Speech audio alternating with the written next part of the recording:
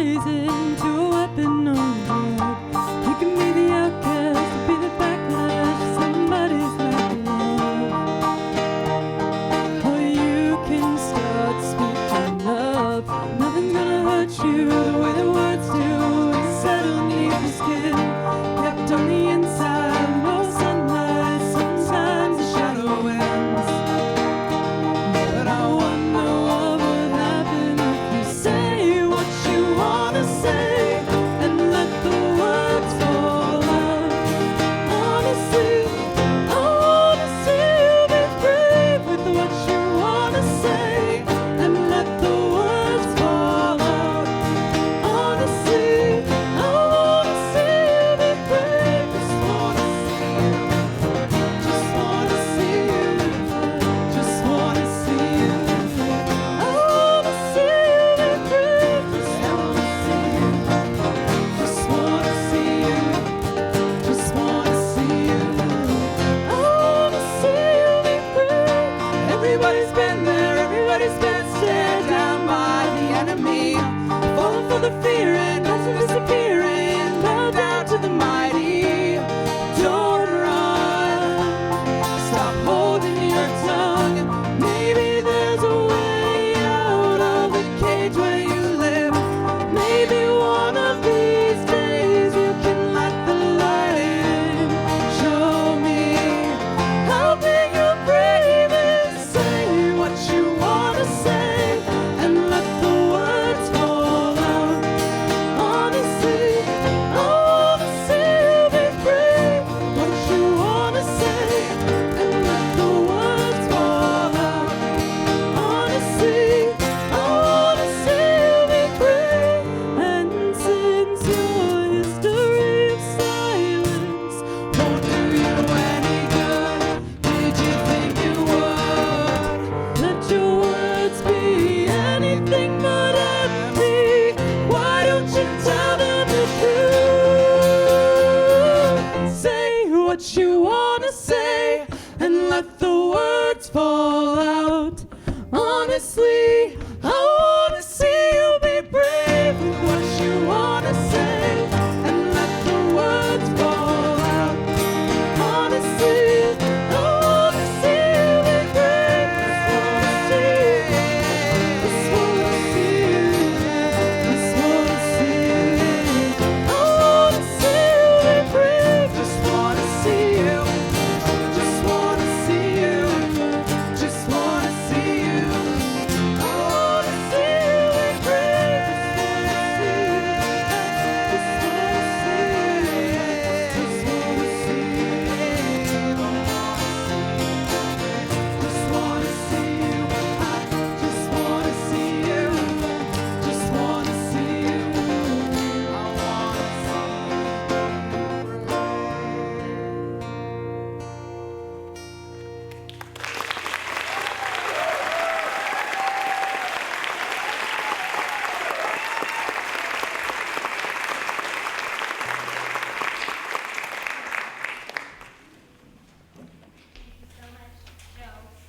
Ooh, is the mic on? Okay.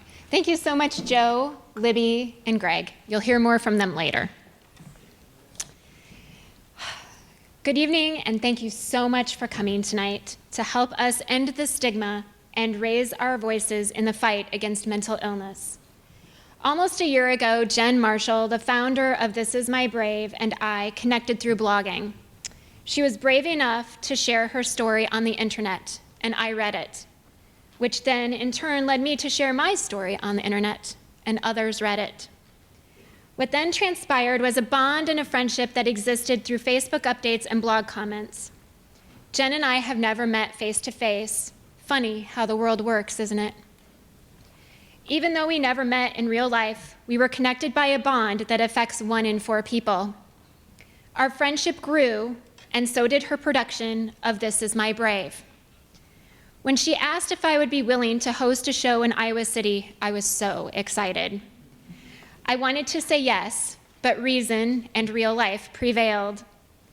I'm a working mom, I am a wife, I was dealing with a lot of life issues. How on earth would I ever find the time to do the show? Could I do it? I needed a partner and a right hand to help me on the journey, so I asked my friend Lisa Baum to help me. She won't be up here tonight because she is busy out front. You probably met her. She helped me find the connections, the donors, and helped spread the word about the show. She has been there every step of the way. When I was stressed out or needing advice or a second opinion or even a hug, she was there for me. I wanted to thank her, and I'm thanking her now, even though she's not in here, for all she has done to make tonight special. But Lisa isn't the only one. There are so many people that took the time to help us make the show come to fruition. There are the generous sponsors that have donated their time and money, sponsors such as our Hy-Vee. We applied for some grants through the Lindbeck Foundation, Hills Bank, Tom and Mary Seelig, Midwest One, Farmers State Bank, the Kiwanis, Hospers and Brothers Printers, who printed the beautiful programs you're looking at tonight, Little Village, NAMI of Johnson County, which has been a huge supporter of our mission tonight, Mercy of Cedar Rapids, and the University of Iowa Credit Union, and John and Virginia Stemler. I want to say thank you.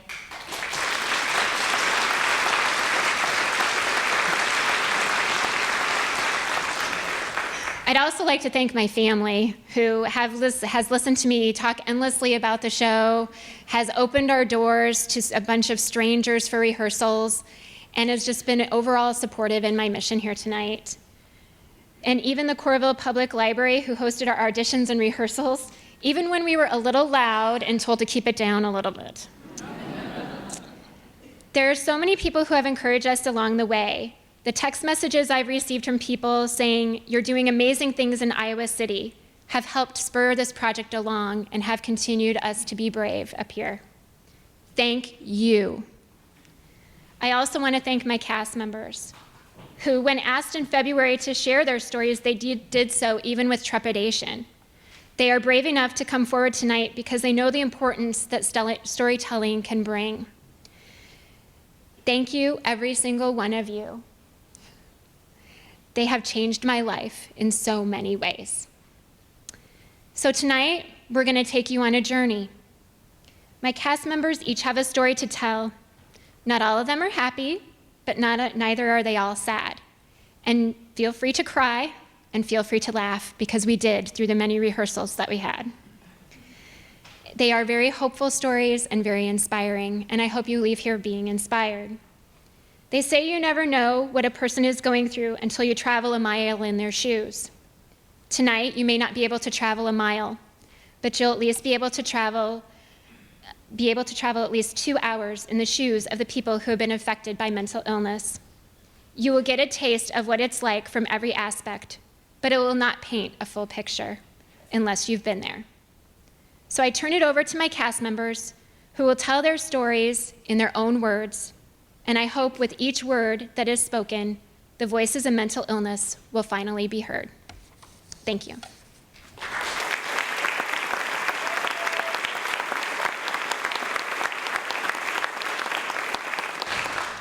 Our first performer is Greg Thompson. You heard him on the guitar there earlier. Greg is interpreting Murmur, a memoir that his wife Jean wrote in 1999. During difficult times, she would turn to writing.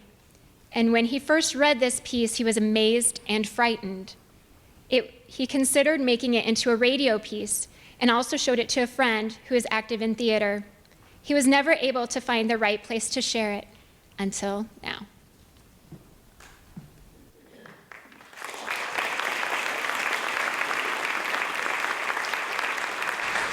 Thank you, Brooke. Murmur.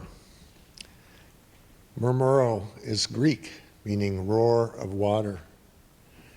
Murmur. The word is perfectly descriptive of how it seems to start. Now that it's happened more than once, I can think about what is happening, even though I'm terrified, you see. Now I'm just scared, not scared witless. Murmur. When you say it out loud, can you feel the sound bounce back from the top of your skull and reverberate around in your head? I can. Did you ever go to a play or a concert in a theater? The crowd trickles in, finding their seats. There's background sound like rushing water. It's kind of like what was going on here about 10 minutes ago. But that's like a murmur to me. Everyone is talking, and you can hear all these voices, but not really the conversations. After you get in your seat, you'll hear someone near you speak a few words to their companion as you wait, and the murmur takes on a clearer quality. Murmur, murmur, murmur. And then she said, we should have murmur, murmur. But after that, we went murmur, murmur. And if we don't, we'll have to go to the murmur, murmur. And then the rooster sat on the egg. But when the lights go down, the murmur goes back to being less distinct. Few words are understandable, but the murmuring continues until the event starts. Murmuring ebbs and flows, you see. Water murmurs can be gentle and soothing like a brook, or they can be deafening and frightful like crashing waves of a waterfall. I've stood next to Dunning Springs near Decorah in the springtime when it runs hard and fast down its little cliff, and I've had to shout to make myself heard above the roar. It's like that. As the volume of the murmur rises, as it always does, so does the volume of my anxiety. They seem to be linked somehow. I say, oh, I'm cranky, or I didn't sleep well, or I've got a headache, I've been working too hard, or whatever else could be the cause of my anxiety. You see, I know I'm crazy, but I just as soon no one else knew, especially me. And yes, that sentence does make perfect sense to me.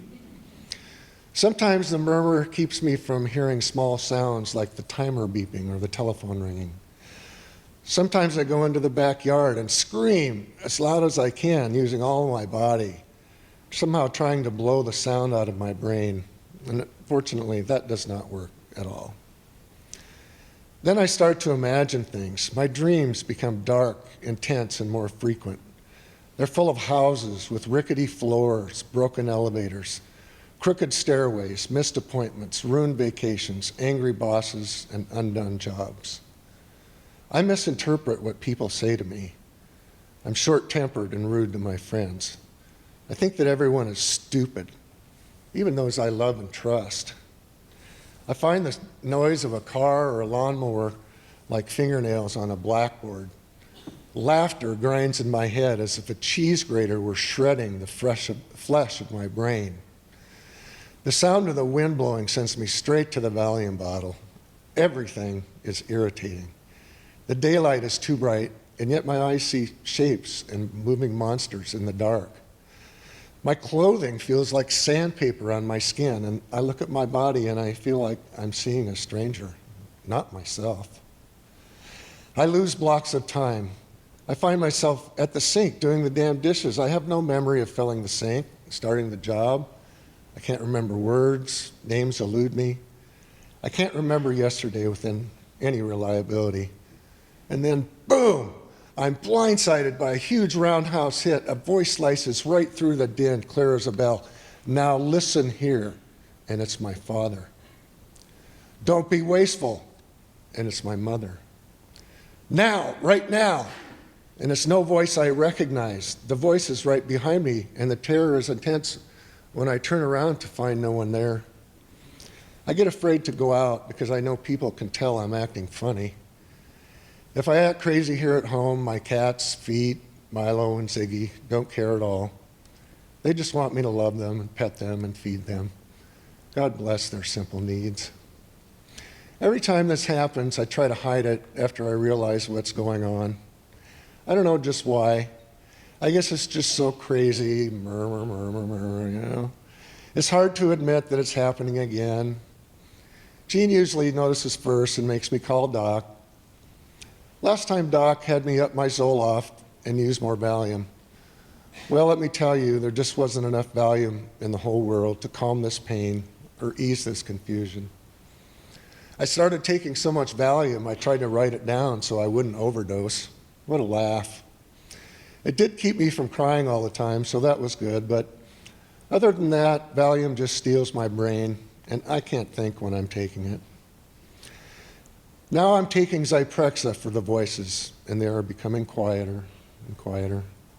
I've stopped taking the Valium altogether. God bless and God damn Zyprexa and why I take it and what it does for me and my murmurs. This is my brave. Thank you.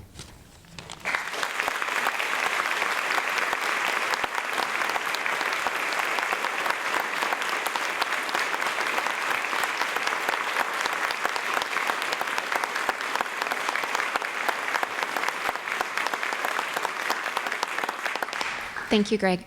One quick thing before we go on to our next presenter. If everyone can just mute your cell phones, I'm not going to ask you to turn them off, and there's a reason why. Things are told through stories. Stories are told through Facebook posts and Instagram pictures and things, and we'd love for you to take as many pictures and tweet and share Facebook statuses and everything tonight, because the more voices that are heard tonight, the more will help end the stigma. So feel free to snap away. Our next presenter is Sandy Copek. I hope I pronounced it right. Has lived in Iowa City area for almost 30 years and has a story to tell about her family's fight of acceptance and mental illness. Her story is titled Picture Perfect.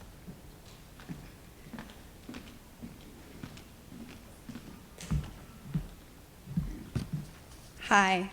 I'm excited to be here tonight to tell my story and my family's story.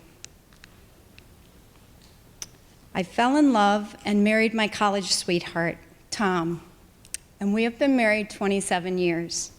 In college, we played sports. We were in a fraternity and a sorority. We have great friends, and we dreamed one day of having a family, successful careers, and a beautiful home. We have loving, supportive parents who have both been married for over 50 years. We were blessed with two beautiful children, our son Bo and our daughter Bailey. Our lives moved quickly with work, family, and our children's activities. Both of our careers were rapidly progressing, and our kids were successful in sports and school. We seemed to have it all, everything we ever dreamed about. One could even say, picture perfect. But behind the scenes, little did I know that my family was hurting. In his late teens, our son Bo turned to substances to try to ease his pain. After several close brushes with death, the next several years were spent working on what we thought were just Bo's substance abuse issues. These were uncertain, dark, and challenging times. And not only did we almost lose Bo, but we almost lost our entire family. During this time, I didn't have the capacity to hold all of the magnitude of emotions that were screaming inside of me. Pain, loss, panic, and death-gripping fear. God provided the stepping stones to forge our path forward, starting with our church, Zion Lutheran, who many are here tonight, and then an amazing team of professionals who taught us how to communicate and love one another again when we didn't think that was possible. And two amazing moms who held this train together. Those professionals included Georgia Casper at the University of Iowa, who we're eternally grateful for, Dr. Janetta Tansey, Hazelden in Minnesota, Menninger Clinic in Houston, and a place appropriately called Yellow Brick for emerging adults in Evanston, Illinois. Bo's travels eventually led us to his dual diagnosis of addiction and schizoaffective disorder, which is part bipolar and part schizophrenia. What we thought originally was Bo's diagnosis was not. It was our family's diagnosis. Each member had a significant amount of work to do, both individually and collectively. Mine was that my son had these new labels and diagnosis placed upon him. And in all honesty, I'm ashamed to say I may have previously judged someone with all those labels. But not now. This was my son. He was hurting, and I knew him so differently than those labels. Bo is quick-witted, he's smart, he's kind, he's funny, and he has a strong sense of empathy for those hurting. Ironic, huh? Who's the one that needed more work, me or Bo? Bo's diagnosis began to give our family a path forward to becoming better people. The priorities in our lives changed dramatically from what we previously thought was important. I learned to take things one day at a time, be thankful for the small things, and most importantly, know that I am not in control of this journey. The changes made way for understanding and empathy towards one another and others affected with mental illness and addiction. These times were clearly filled with God's blessings and a lot of very hard work. I'm beyond proud to say that Bo is now over 4 years clean and sober and attending Augsburg College in Minnesota. Bailey is graduating from Western Illinois University tomorrow and has fallen in love with a wonderful young man. And she has a very fierce stance and a lot of fight against those who prey on the weakness of others. I no longer spend my days anxiously awaiting for the next crisis to emerge or obsessed with how I can cure my son. But I've learned to live and enjoy our lives again. We each have plans to continually to develop personally and encourage other families with the lessons that we have learned. Do we still have challenges? Of course. But we will all continue to be a work in progress on the same team together. As you can see, I'm not ashamed of mental illness. In fact, just the opposite. I wear it like a badge of honor because just like the individuals on this stage tonight and many of you in the audience, we have overcome more obstacles than most do in a lifetime, but it does not define us. I am so thankful for the blessings that God has bestowed on our family because of this journey and the courageous people that we have met along the way. I am the proud mom, also formerly known as the warden, of 2 amazing children, blessed with my best friend still by my side. Are we picture perfect? No, but so differently better. Thank you.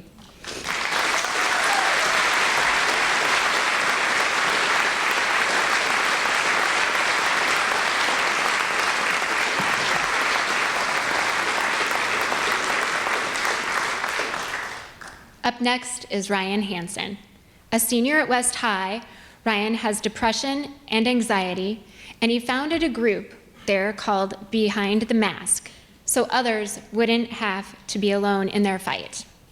He will be reading an original poem titled A Boy.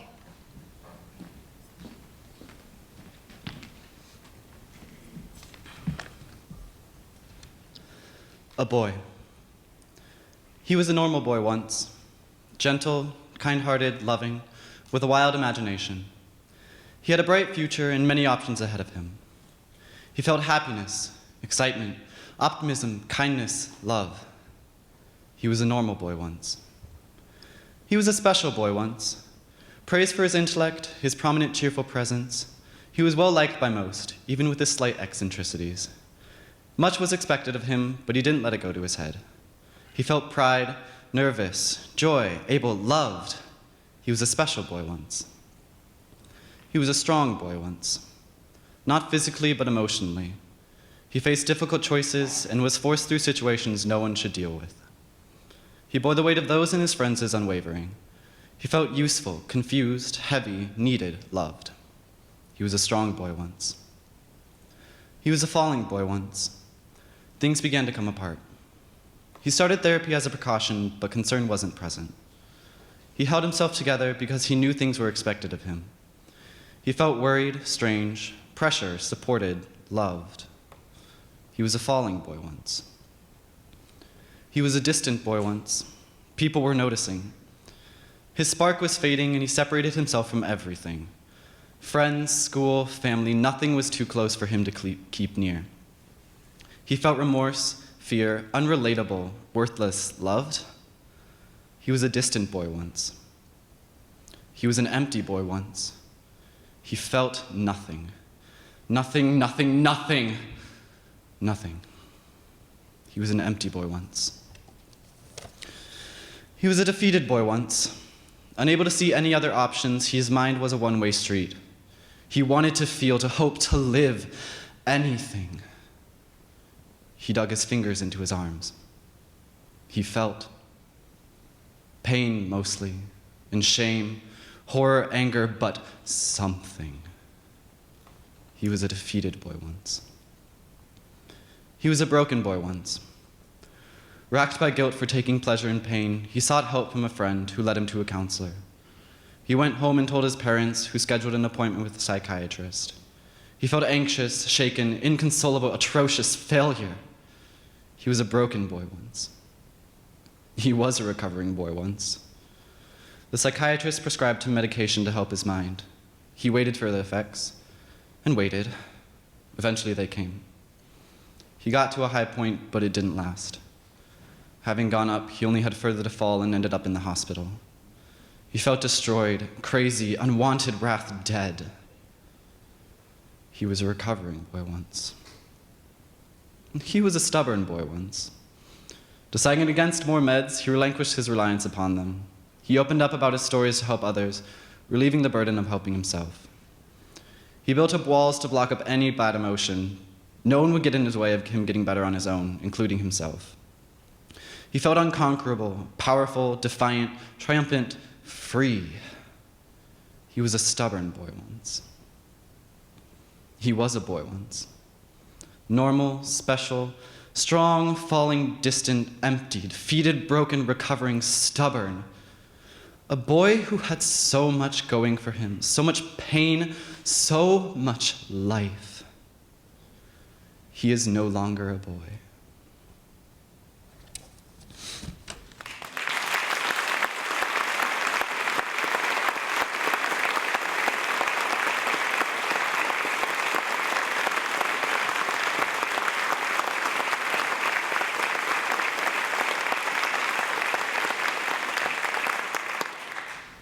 Given the chance.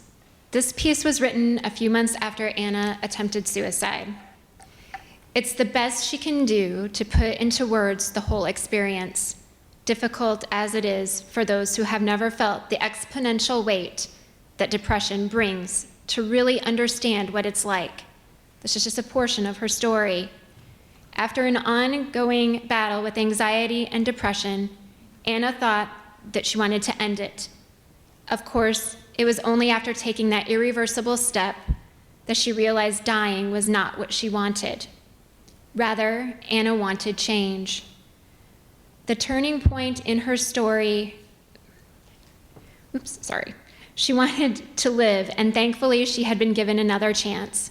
So Anna's sharing the turning point in her story to serve as a reminder that everyone is here for a reason. There are people who care about you. Things can get better, and life is worth living. She's sharing her story so others don't have to reach rock bottom before getting help.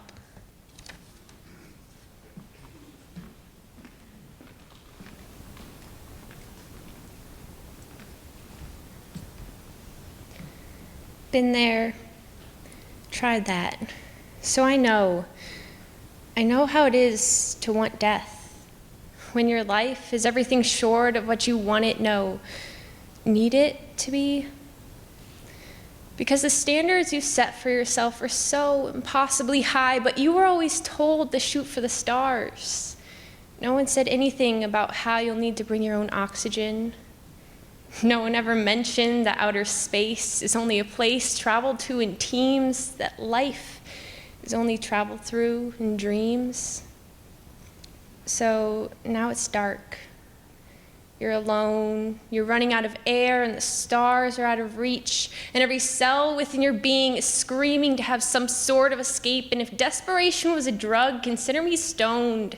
But all I have are a stockpile of pills, the kind that will either keep your head above water or be the anchor tied around your feet, yes. In that moment, your body becomes a marionette, overtaken by the poor, struggling brain who demands, give me chemical balance or give me death. And since you've tried and tried with no success, then I guess it's obvious. Mom, Dad, push them away. Best friends, don't let them cross your mind. Because thinking of those people will only remind you of the pain you'll bring them when they find you at that hour that's neither night nor morning yet. Too dizzy to crawl, let alone stand, terrified because the walls look as if they could come crumbling down upon you at any moment. And that's when you realize what you've done. Just let that sink in. But oh no, don't let that sink in too long, because soon those pills will find their way to your heart and you'll be dead. But that's what you wanted, wasn't it? So stop fighting. The point of this was to give up. So stop shoving your fingers down your throat. The pills are lost, and you are too. What? Is this too ugly for you? Did you believe everyone who romanticized death? Death is messy. Dying is not a beautiful thing, and killing yourself doesn't make you a hero. So promise me this. When you get out of the hospital, pay attention to others, love yourself, and think things through. Because one action could have been your last, but it wasn't.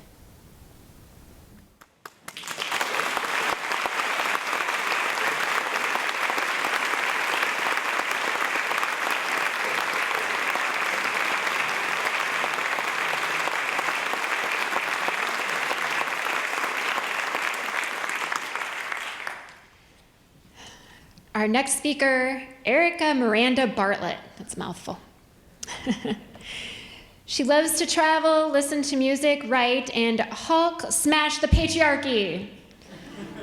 There's nothing else I can say to introduce her that she wouldn't say herself, and frankly, she'd say it much more funnier than I would, so without further ado.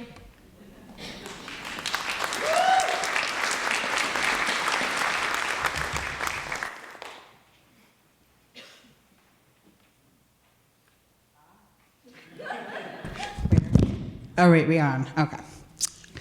So 6 weeks ago, my now ex-boyfriend assaulted me, and everyone's first thought when I told them was that I should pull a goodbye, Earl. Obviously. And I am a Slytherin after all. My loyal sister mentioned, deliberately offhand, that she happened to know someone with a pig farm. I carefully explained to my friends that these days I take antipsychotics, so no boiling bunnies needed to be involved. It's a joke, because that's not how antipsychotics work. Instead, for my revenge, I turned him into the police and made sure they had all the evidence. But actually, no. I'm very out about being nuts for two reasons. Number one, I really believe that it helps people. And number two, it explains my sense of humor so neatly. I'd make yet another fatal attraction joke here, but I feel guilty because I admire Glenn Close so much. She started an organization called Bring Change to Mind, which advocates for treatment and for changes in the treatment of advocating for better treatment of those with mental health concerns, which is what we're talking about here tonight, if I can finish my sentence. Now, I helped a little start 2 new mental health projects in Iowa City, and having seen what people who have the fire to do that is like, I also think that she's probably a little woo-woo, but I mean that in the very best way. You might just have to be to really understand. I'd like to help you understand. In the springtime of 9 years ago, all my memories are tinged with chalk and snow. Chalk, because that's how Ativan dissolving tastes in your mouth as you're riding in the backseat of an ambulance taking another overdose. Gritty, pastel, mineral. Chalky and rocky, like the charcoal shake they gave me when I overdosed, designed to make you get rid of everything as quickly as possible, and believe me, even more disgusting than it sounds. Snow in the white of my papers, unwritten for the college that I attended. Well, allegedly attended, if you're the state of California.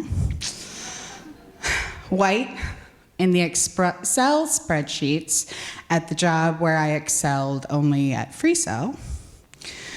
The countless fluttering snow of prescriptions taken dutifully to the pharmacy. The walls of the inpatient psychiatric facility all around me. And the bleached whale of white lurking, disguised as the receipt for the hotel room where I planned to end my existence, underneath my glasses when I woke up the next day, like it was accusing me of even more failure. The white snowed me in, like the Iowa I had run from, to the Northern California where nothing lay dormant over the winter but my will to live. I still bear the scars from calling 911 because with it came all my neighbors flooding out watching me, the ones I'd met over coffee and TV shows and weather, their gaze following me just above my level on the wheeled bed where I was handcuffed, and the high soprano of a child asking, "What happened to her?" The door shut just after a slightly lower tone, reprimanding, said, "Why ask me? She doesn't look sick." And she's right. I never have. But I desperately needed help because of something the majority of the world doesn't understand, and half of them don't even believe exists. When I woke up the day after drinking the charcoal shake, a woman was scribbling all over the walls. From her explanations, which were not exactly given to me so much as manically dispersed like a super soaker towards anyone who was in the room, she was writing where she was from over and over again on the walls. And she was from Mariposa County in California, which happens to contain Yosemite. Mariposa is also the Spanish word for butterfly, and she was drawing butterflies all over the walls. She was drawing her existence over and over again. Here I am. I cannot escape where I am from, but I can transcend it. A location becomes a butterfly. Of course, that was the first mention of help I'd heard in the medical system. From a woman so manic, she tried to convince me that the world would eventually frame her butterfly wall, given her command of miracles. There have been no details on the miracles yet. I hope that you guys realize that I joke with love. It is just as crazy to believe that everyone hates you as it is to think that everyone loves you. That's why we need peer support and peer supporters, and that's what I do. That's what I believe in. Hope, recovery, the possibility of change. I work as peer support with the two organizations that I mentioned earlier. Our Place, which is a project of NAMI in Johnson County, and at the Community Mental Health Center. So if you want to hang out with me some more, I run a free breakfast group at the Mental Health Center in Iowa City on Tuesdays from 10 to 11. And regardless, I'll go on explaining, bridging the impossible gulf, because as much as I want people to understand where I'm coming from, I never want them to know from experience. Unfortunately, losing out on being this badass in the head will prevent you from being as awesome as me. Peace.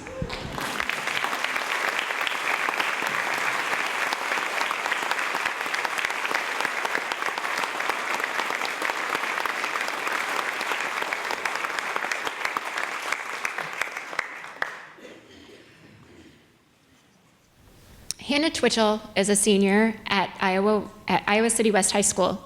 She was diagnosed with depression after a family member's attempted suicide.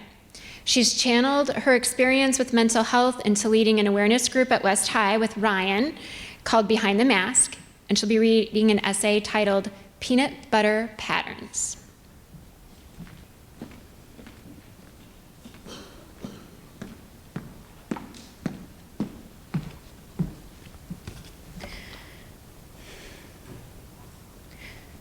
What I'm about to say is very different from what I thought I would be saying when I joined This Is My Brave.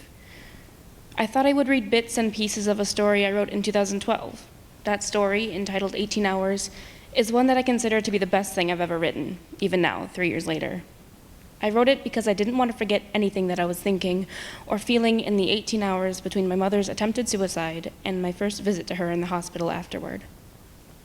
I was planning to walk on stage tonight and read the most poignant parts, adding commentary on how the last 3 years have shaped my views on my mother, my life, and mental health in general. April 2nd, 2012 is an important date, one that I consider the start of my mental health story.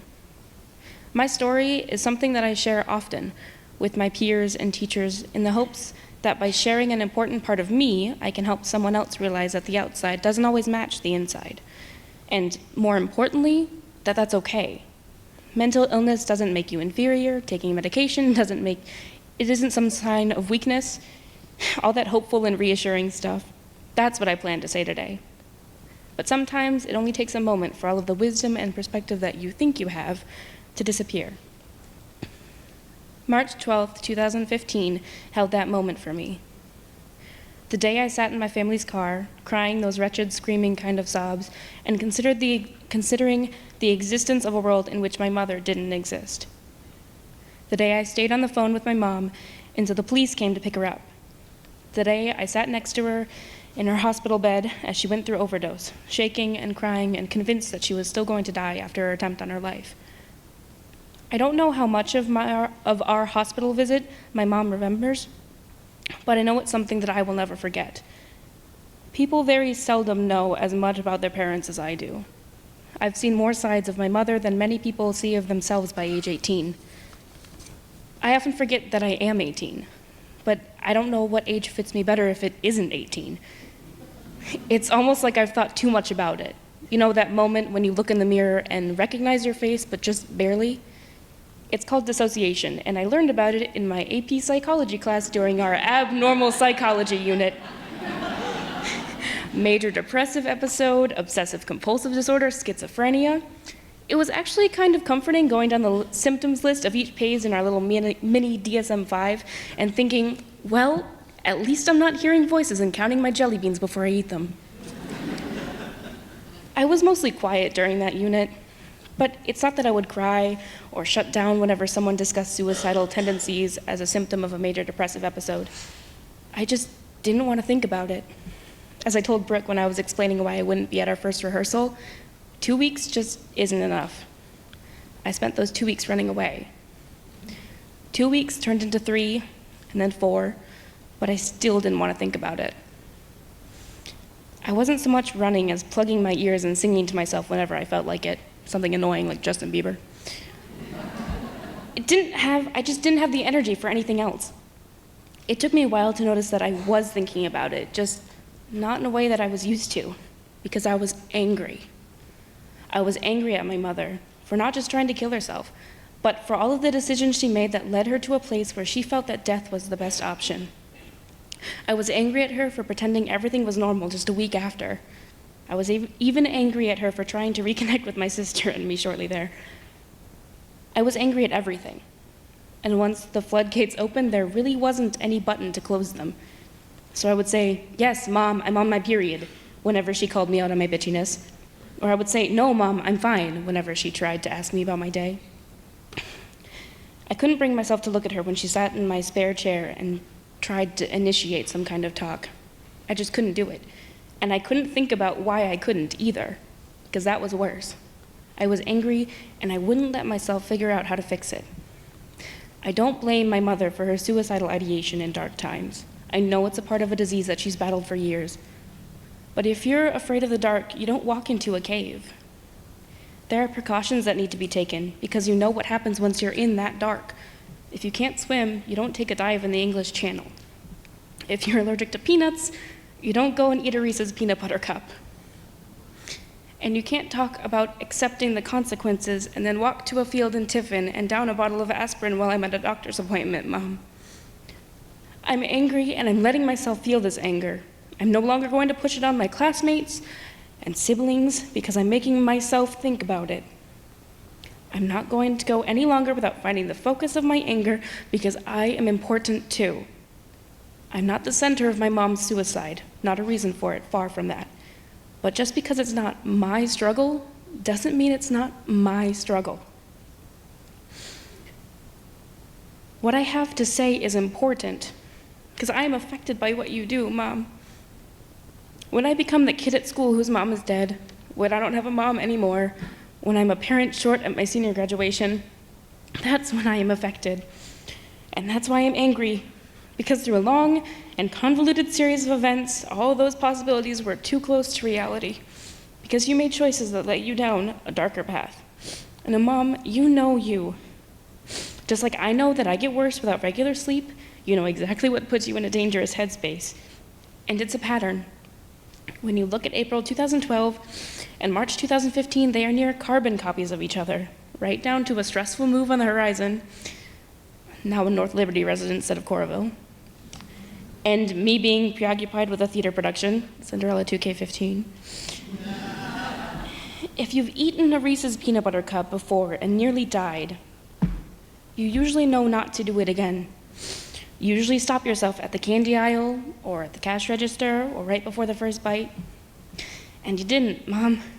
You took it right up to the EpiPen stage. But sometimes it's just not that easy. It's not all black and white. It never is. And sometimes you need help breaking that pattern. My pattern goes from my grandmother to my mother to me. Almost 50 years of shit that's just now going to come to light. I often forget that I'm 18. I don't know if I feel young or old. Of course, in the grand scheme of things, I am very, very young. I'm young and aware, and I'm done running and plugging my ears. Maybe those are just the things that we need. Because, Mom, we haven't talked about this yet, but I think we should. We should talk about why I couldn't say this to you until I was in front of over 100 people. We should talk about how I want to talk to you, and not the mom that you wish you were. Because that mom, that perfect raven, she doesn't exist, just like the perfect daughter, the perfect Hannah, she doesn't exist either. We should talk about how we can stop this from becoming you and your own mother. And we should talk about how we can break this pattern together.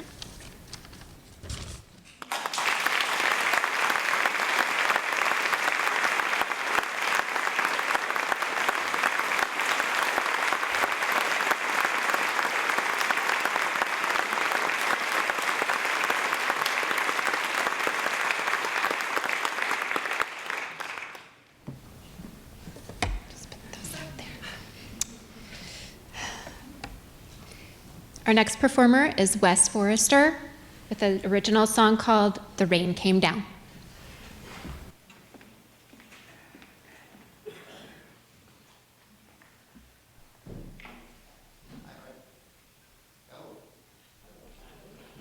Hi, my name is Wes Forester. When I was 6 years old, my older brother drowned in a gravel pit in Hudson, South Dakota.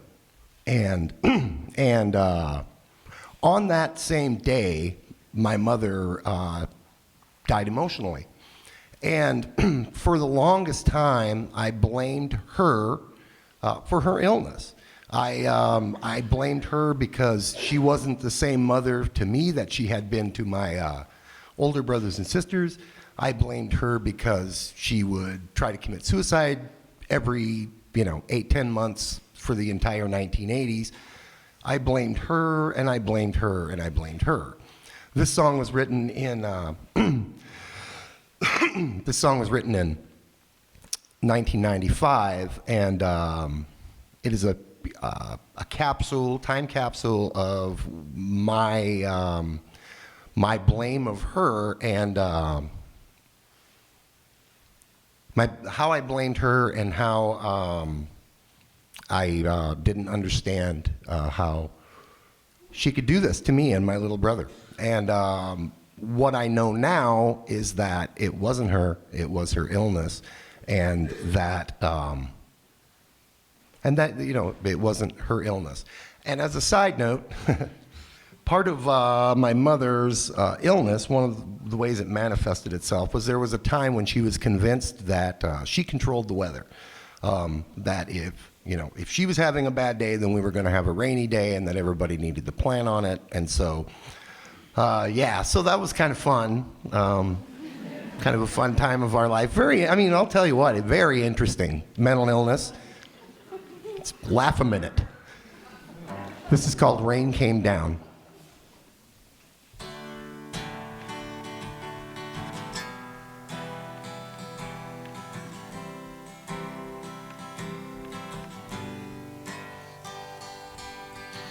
What are those corpses that you'd carry with you? Are they to put on some kind of puppet show? To scare yourself silly with? Are they just some random baggage that you found along the way? You can't leave it alone, you can't let it rest, you can't put it in the grave. You know you're not the only one that laid awake thinking of what you did. You know it gets sunny sometimes out here, not like the sky in your head. And the rain came down.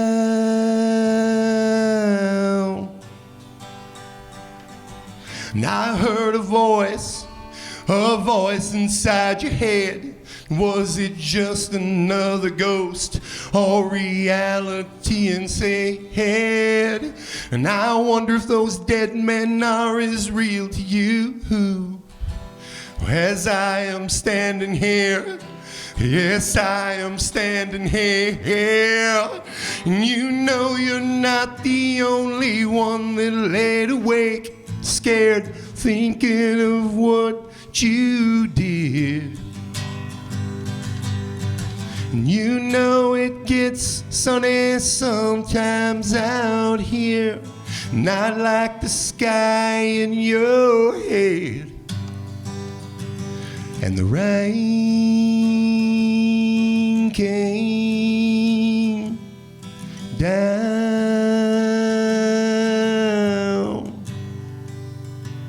And the rain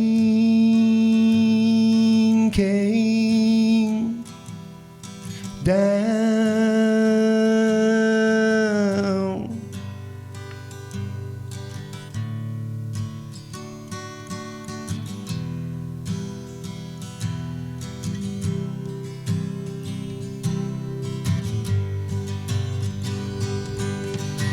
You know you're not the only one that laid awake, scared, thinking of what you did.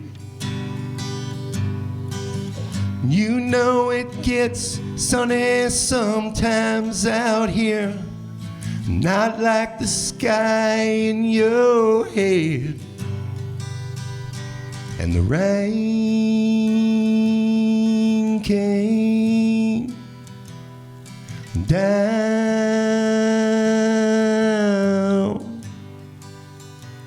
And the rain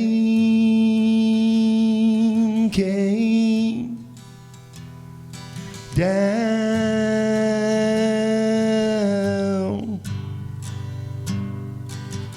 What are those corpses that you'd carry with you? Are they to put on some kind of puppet show? To scare yourself silly with? Are they just some random baggage that you found along the way? You can't leave it alone, you can't let it rest, you can't put him in the grave.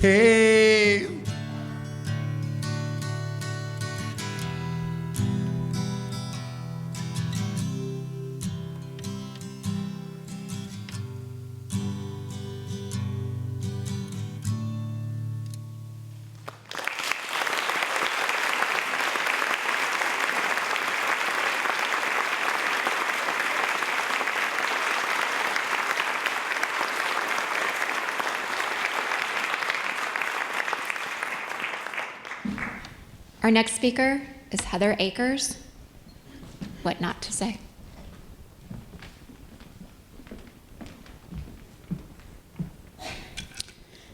So, people say dumb things. I've started to think about writing a book for people so that they won't say dumb things in tragic situations. I'm very certain that I've said dumb things in the past when I didn't even know what the right words were. I just really want to help, really. Because when you get a call on a Saturday night from your little brother telling you that your mother has killed herself after a lifetime of mental illness, your world spins and shifts completely in an instant. And you need lots of good words from people that love you. It's been almost a year, and I still need good words. Things I didn't need to hear. Number 1, your relationship was so complicated, I bet it's easier since you weren't close. Yep. No, it's not. It doesn't really make it easier, it makes it harder. Or just more complicated, maybe. Our relationship was one of extremes. When she was good, she was my best friend. She was in the room when both of my children were born, ran my wedding like it was the social event of the year. Once we perfected a collage recipe together over 2 weekends when I was pregnant with my daughter. We made batches and batches. When they didn't turn out, we blamed it on the barometric pressure. She was my shopping buddy. When it was bad, it was very bad. When I was little, I was often the parent. I remember being young and going into her room when she would take naps. I know now it was a depressive episode, and I would see if she was still breathing. I worried about her killing herself so many times. You would think that when it actually happened, I wouldn't have been surprised or shocked or stunned, but I was. Number 2, at least she wasn't killed. I think this well-meaning person was trying to say it was less tragic because she took her own life. Well, actually, she was killed. Mental illness took her life. I truly believe that my mother, Grammy to my kids, wouldn't have made that choice. I read a beautiful article when Robin Williams died.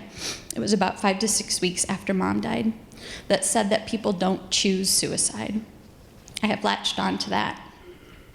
I know how desperate my mom could get. I had the opportunity to see it a few times, and desperate is the only way to describe it. Grasping and reaching and just trying to hold on to any little bit. Almost manic. When I imagine what that night was like, which I do so very often, I am convinced that it was the mental illness calling the shots, not her. I have to believe that she was in a place where she couldn't choose, couldn't think things through. Maybe I tell that to myself so I feel less guilty. I don't know. Number 3, I didn't know she was sick. I heard that a lot at the funeral. And the funny thing was, and I truly think my mother might have found this funny from her celestial place of observance that day. If you talk to my family at the beginning of the receiving line at the funeral, she was sick and died suddenly. It wasn't until you got to me at the literal end of the line that you got the truth. It didn't happen right away. For a while I nodded and avoided eye contact and went in for the hug. Eventually, though, I just got tired of lying. My poor husband ended up in the middle. You know where this is going. At one point, he actually said to a visitor, "Forget everything I said, listen to Heather. I wasn't sure what I was supposed to say."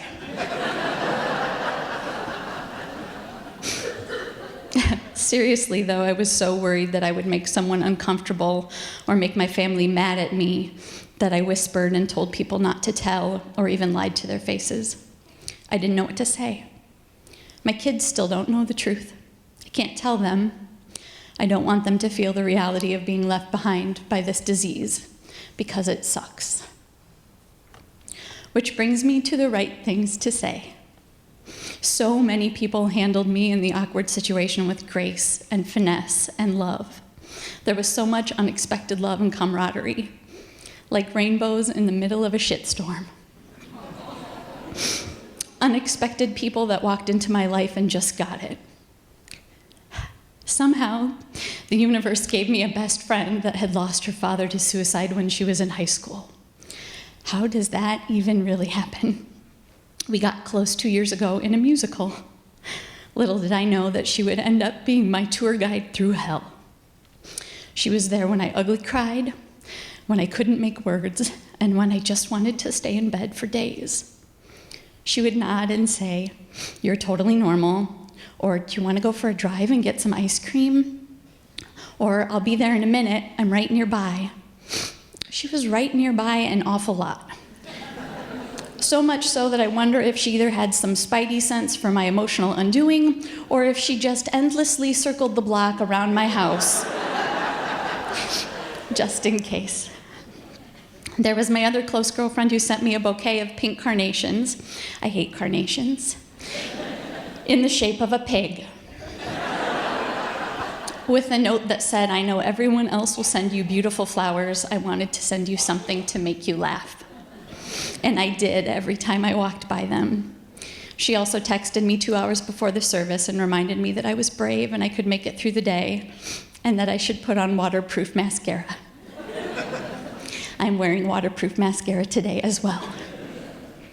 And then there was the coworker who simply said, "That sucks."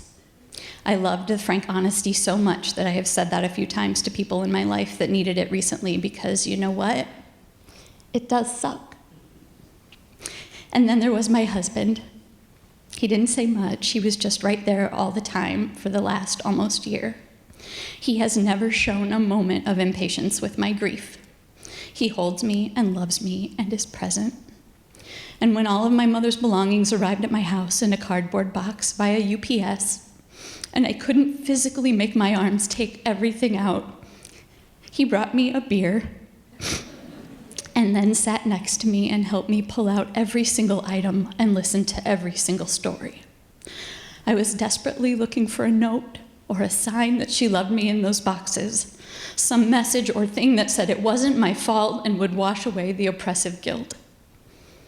And I found it in the bottom of one box, kind of. It was a pin that I had put on my jean jacket in middle school because that's what we did in the 80s. I never knew that my mom had it or that she'd kept it for 25 years. It was a silly thing, but it gave me hope that she loved me and thought of me and remembered good things. Because you see, she didn't call me that night. She didn't text me and ask for help or say goodbye or leave me a voicemail or tell me that she loved me and that it wasn't my fault. And I have a hard time with that. I'm convinced that given the opportunity, I could have fixed it. I would have calmed her down and found a solution that got us through another day. I also have a hard time because I'm so anxious about saying these words out loud to all of you. Only 3 people know that I'm here doing this. I guess it's more now. I didn't think about that. 2 are in the audience and the others with my precious kiddos. I almost backed out 3 times. Thank you for your patience with me. I'm wondering, what if the rest of my family is angry that I'm talking about her suicide openly? What if people judge me because my mom had mental illness? What if more people say insensitive things or blame me for not loving her enough to save her? But I guess that's what this project is about, right? We need to push ourselves to talk about this tough stuff and understand that mental illness is an impossible circumstance that normal, everyday people like us deal with. My mom wasn't a villain because she was sick and killed herself. It doesn't define her life. It was one tragic moment in a lifetime of moments. She was joyful and spontaneous and wild and free-spirited. She threw wonderful parties, loved the smell of fresh lilacs, and made a mean gin and tonic. She was a study in extremes, beautiful and tragic simultaneously, and I love her so very much.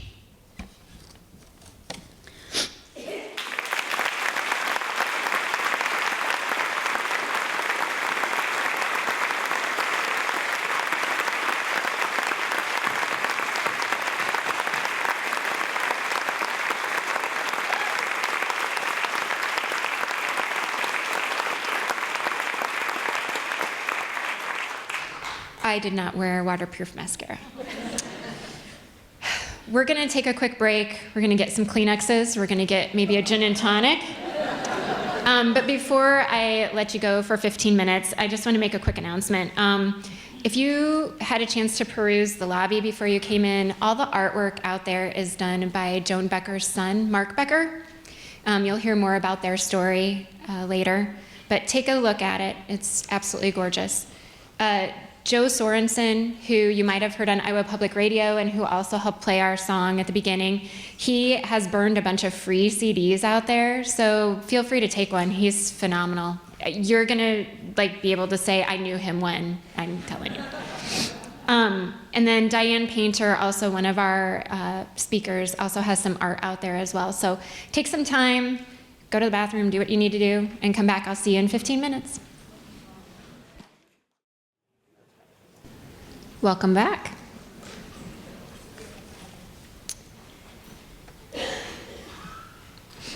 Annie has journeyed with bipolar disorder for 25 years. Ted has walked beside her every step of the way. Ted and Annie will give you a glimpse of their first experience with mental illness in their collective essay, Dissonance.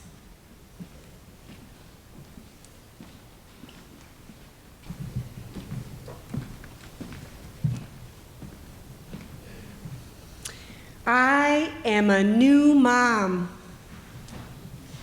Last week, I gave birth to a healthy baby girl. We have waited for her for so long, and she is beautiful. And one day soon, she will call me Mama. Hold me, Mama. Hold me. I know in my heart that she's a miracle, a true miracle, and I want the world to know about this miracle from God. But now, I am behind locked doors on the psychiatric floor of our hospital. I was holding my daughter as we went out the elevator to the 8th floor. My husband brought me here. When I stepped out of the elevator, a very pleasant nurse started asking me some questions. And then she said, "Oh, she's so peaceful. May I hold her?" In trust, I placed my daughter into her arms. And then I was escorted away to the hallway behind the locked doors. I'm breastfeeding.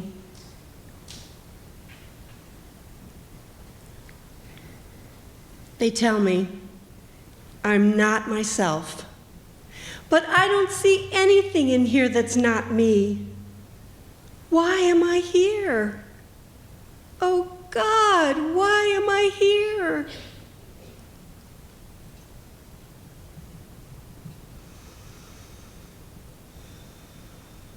Annie is not Annie.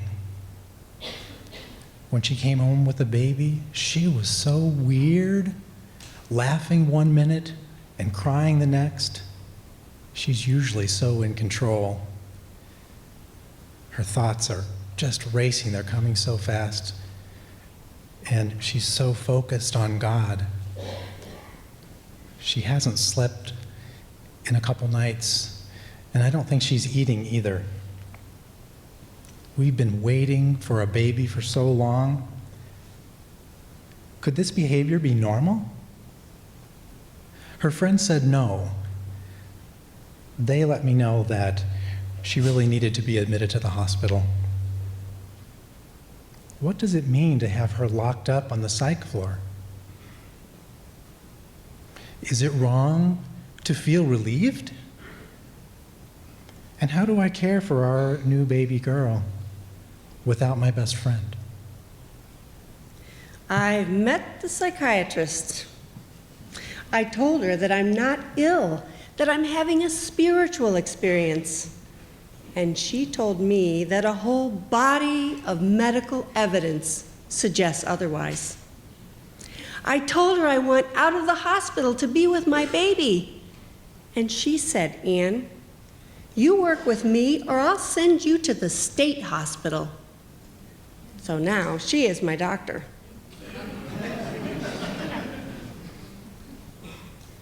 The doctor tells me it's postpartum mania, whatever that is. I like her. She's calm and reassuring, but she says Annie's in serious trouble. It's so hard to see her separated from the baby, but I'm glad she's getting treatment and that our baby's safe too. Her mom is confused. She was just here and things seemed fine. Both her parents sense my uncertainty and fear when I talk to them on the phone, so they tell me they trust me to care for their Annie. Well, I didn't sleep last night, but I don't want any medicine.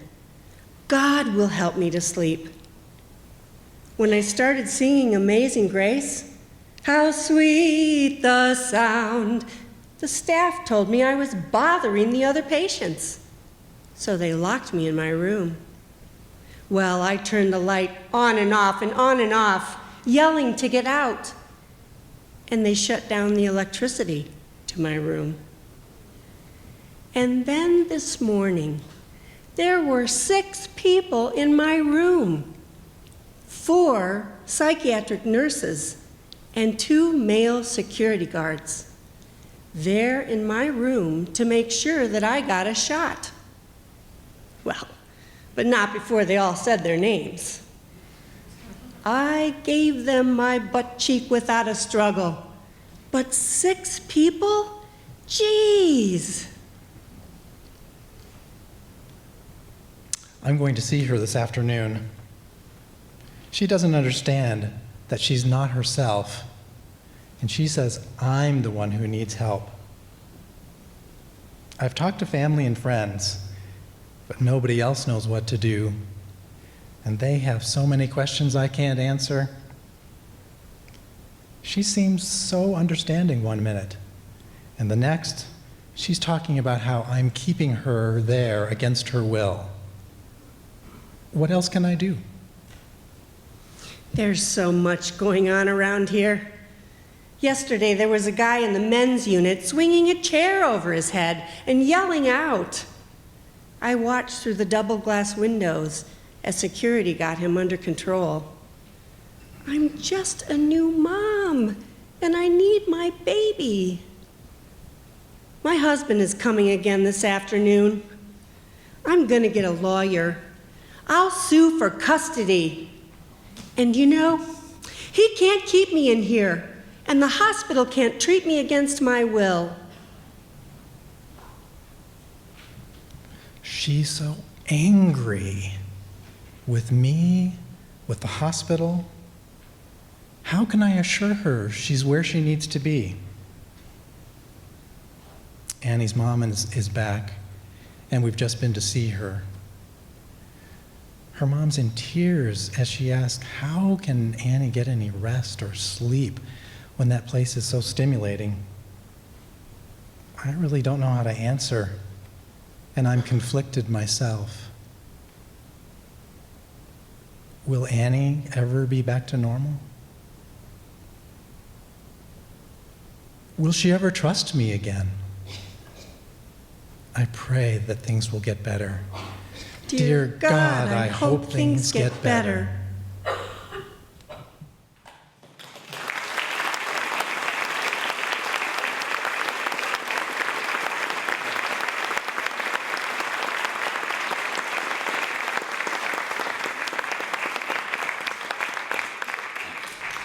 Next up is Ted and Annie's daughter, Libby, the baby from the story Dissonance.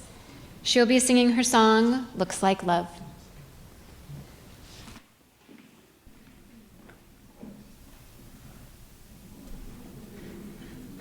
So this song started out as a conversation between my parents.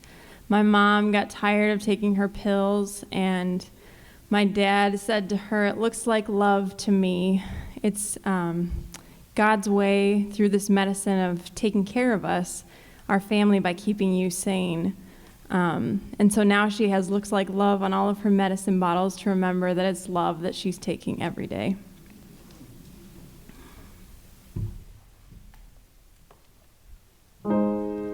Here I sit amidst the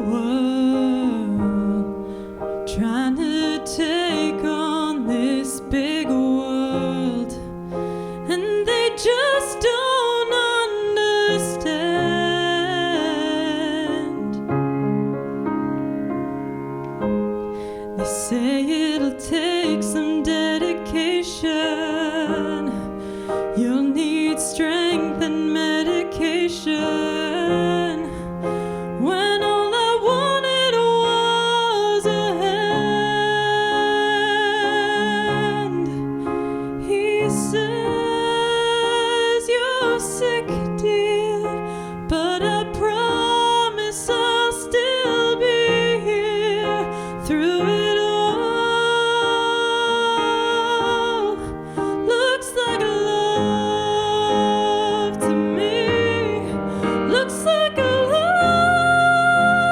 to me. Looks like love to me. Looks like love to me. 8 years, same old demons. Can't run, can't hide, so I'm screaming. I can't take this anymore.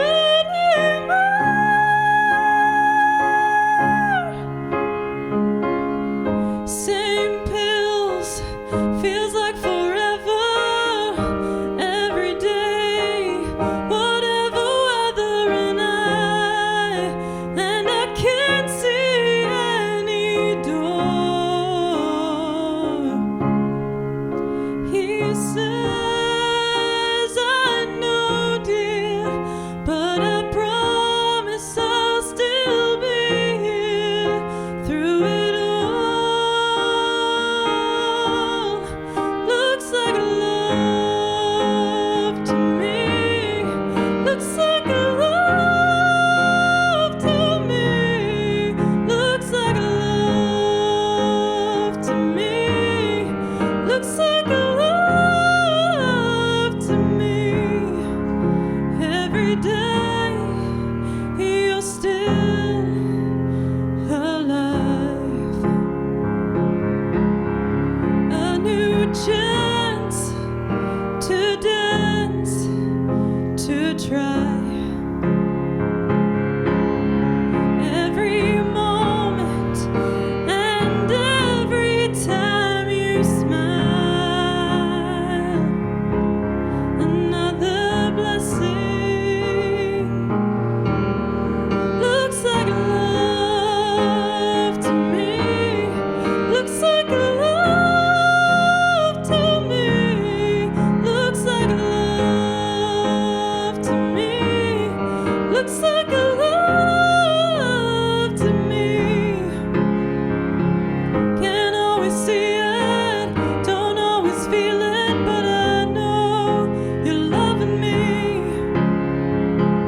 Can't always see it, don't always feel it, but I know you're loving me. Jesus, can't always see it, don't always feel it, but I know you're loving me. Can't always see it, don't always feel it, but I know you're loving me.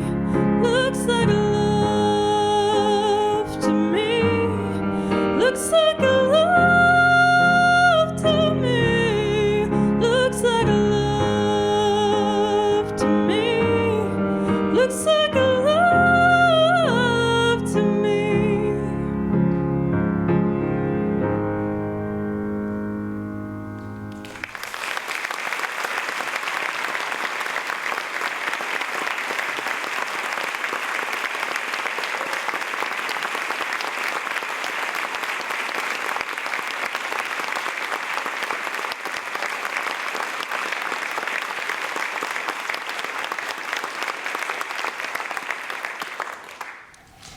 There should always be sunshine after a storm, but sometimes that isn't the case. Sometimes the clouds maintain a stronghold and no rays of sun can peek through. Cloudy or sunny, everything eventually dries out. Jill Swain has lived a life of clouds after the storm. While the rain and sun are now interchangeable, she is still drying.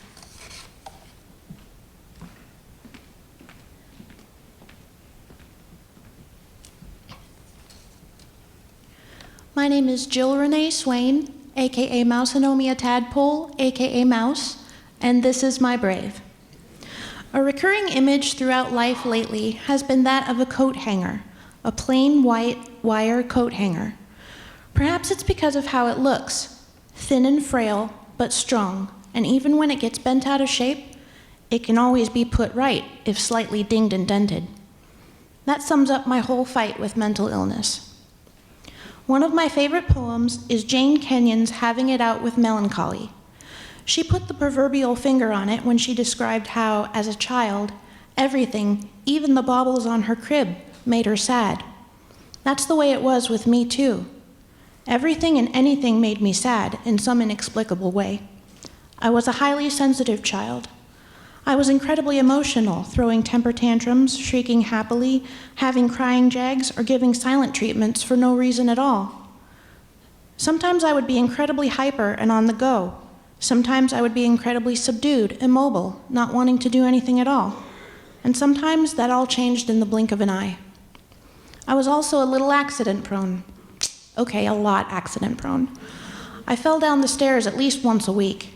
I fell off playground equipment. I ran eye first into door frames at home.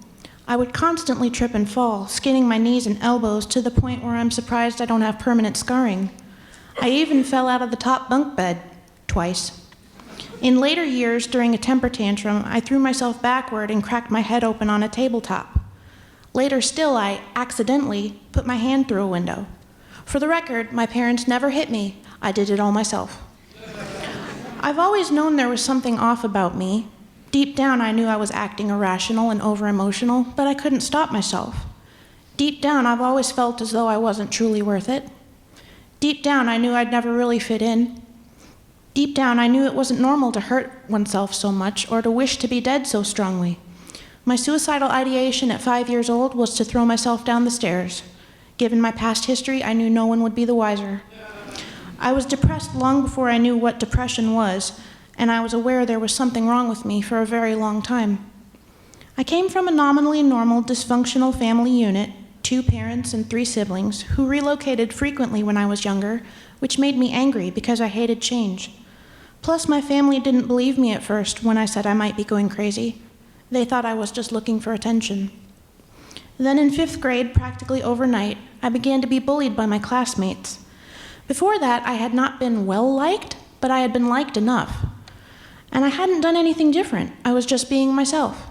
Yet all of a sudden, I was getting picked on for it. I couldn't understand why or what I'd done wrong. It wreaked havoc with my self-esteem and self-confidence, and I kept it all to myself because the adults did nothing to stop it. One day in 6th grade, I had an epiphany. As part of the school's Just Say No Drug Prevention Week, the guidance counselor was talking to the class about depression. She was stumbling over her words, trying to find the right way to describe it to a bunch of 12-year-olds. It's like I had recognized all the symptoms of depression she had listed up and piped up right out loud in a flat voice. It's like a deep, dark hole that you cannot get out of when unspoken yet thought of in my head. Yes, that's it, exactly, she chirped, happy, oblivious. All the popular kids turned and stared at me. I saw them out of my peripheral vision, but I did not look at them, nor did I look up at all. At 12 years old, I finally knew what my problem was. I had depression. It was 5 years before the rest of the world caught on. On a cold January morning, 10 days after my 17th birthday, I tried to kill myself. At the time, I knew I was more out of it than I'd ever been before. I'd made a note of it just 2 days prior in my journal. It scared me immensely. I'd had incredible ups and downs in the months prior to my suicide attempt, though at the time, it wasn't because I didn't have enough. At the time, I had too much. I was coming off a probable manic episode brought about by my receiving an A on my creative writing final exam the day before. I'd never felt more possible, more hope, more grand, more on top of the world. The next morning, I woke up and knew that I had to kill myself. Simple as that. I was officially diagnosed with clinical depression when I was 17, then with bipolar disorder when I was 19. Recently, I have been diagnosed with anxiety issues, social phobia, and even mild Asperger's syndrome. I went through several medication combinations, some of which included lithium, lamictal, and amitriptyline, before finally being prescribed Prozac and Abilify, which I take on a daily basis. I also went through several counselors and therapists for many years. Some worked, some didn't. I am currently seeing both a psychologist and a psychiatrist, and they are two great doctors who would never steer me wrong. All at once, it was a relief and a burden. It was a relief because I did and finally am getting the help I needed. It was a burden because I still don't know quite what to do with myself. On the outside, I have it all. A terrific job, a now supportive family, good financial standing, great hobbies and interests. I'm driving now after a long-standing phobia. I even have a boyfriend who knows about my depression, and he is very understanding and patient with me. But I will probably always be a child at heart, no matter how old I live to be. I still have good days and bad days. I had a bad bout with depression as recently as September 2014, where I didn't want to get out of bed for days at a time and considered suicide again. But somehow I managed to pull myself through it. It never really goes away. Most likely I will be on medication for the rest of my life as well. So why am I choosing now to be brave, to take a stand? Because so many people misunderstand mental illness. Mental illness is different for everyone who experiences it. Nothing is cookie cutter about it. If I can help one person with my story, perhaps even change one person's mind about mental illness, then I would have done a good deed. Also, ever since Robin Williams died, I've been feeling the need to step up and do more. My aunt suggested volunteer work with the mentally ill. I'm actively researching that possibility, and I hope that in the future I can become more of an advocate for mental health. I would say it was as if a weight has been lifted off my shoulders, but that's so cliched even if it is true.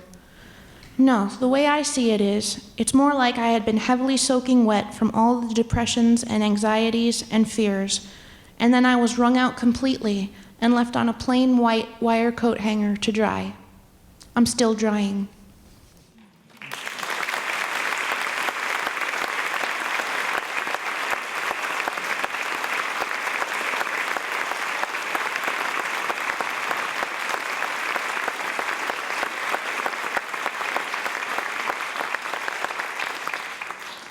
Diane Painter will share her story by sharing her art that she has created over her lifetime.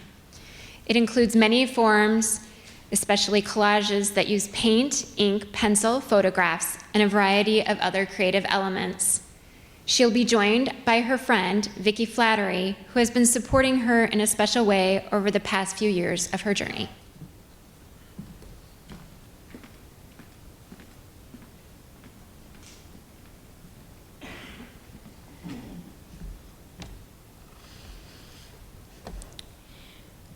My journey through art.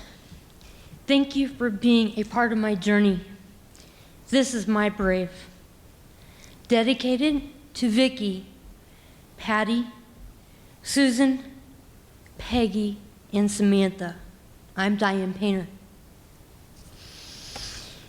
When I was a child, I didn't talk for several years. Art became my voice. I still can't find words to express things, so pictures have allowed me to find my voice. I grew up on a family farm in Missouri. I'm the oldest of 4 siblings. I'm the only one to have graduated from high school. I went on to receive a bachelor's degree. I am the black sheep of the family. I lost everything but my life. I learned that the value of my life could not be seen through their eyes of greed. This is what marriage and divorce look like to me. I knew your soul. Your spirit lives in my heart. You are forever my precious son. Love, Mom. I have stage 4 breast cancer.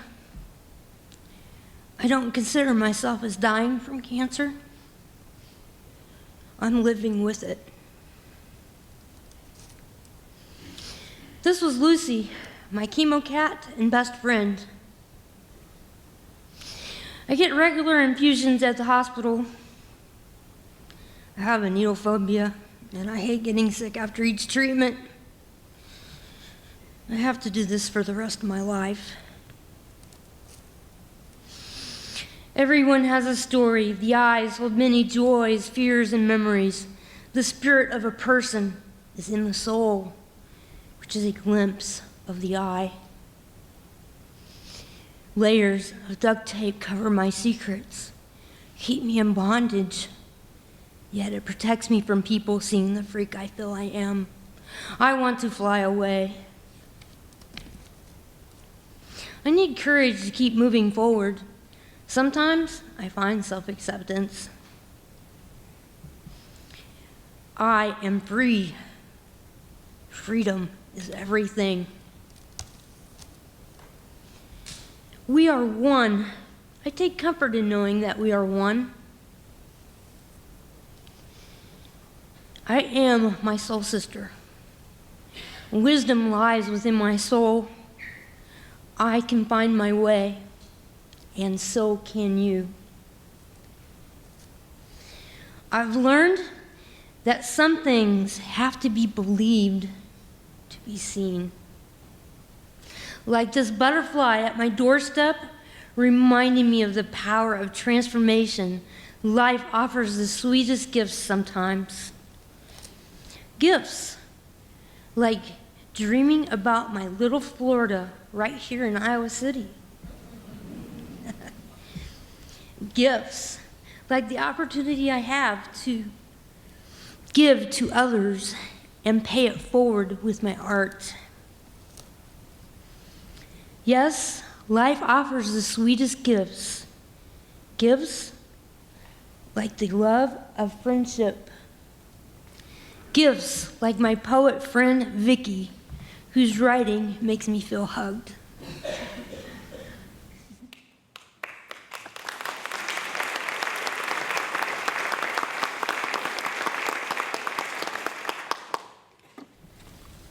Filling petals with sunshine.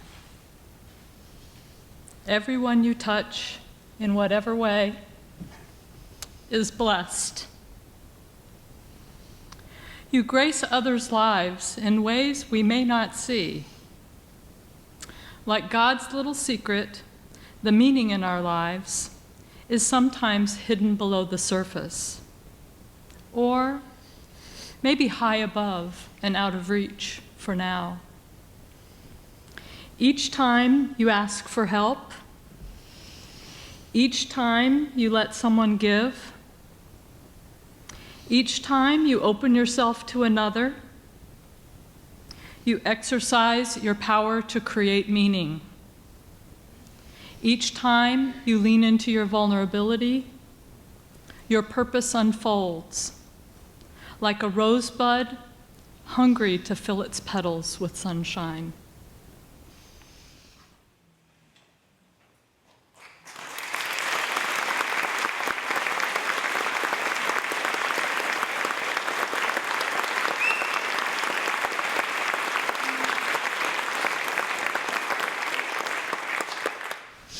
And may we all find peace.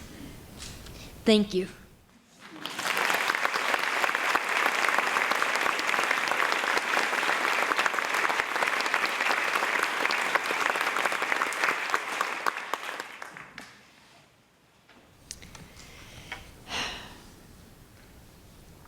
Diana Desano, or as we like to call her, our cast hugger.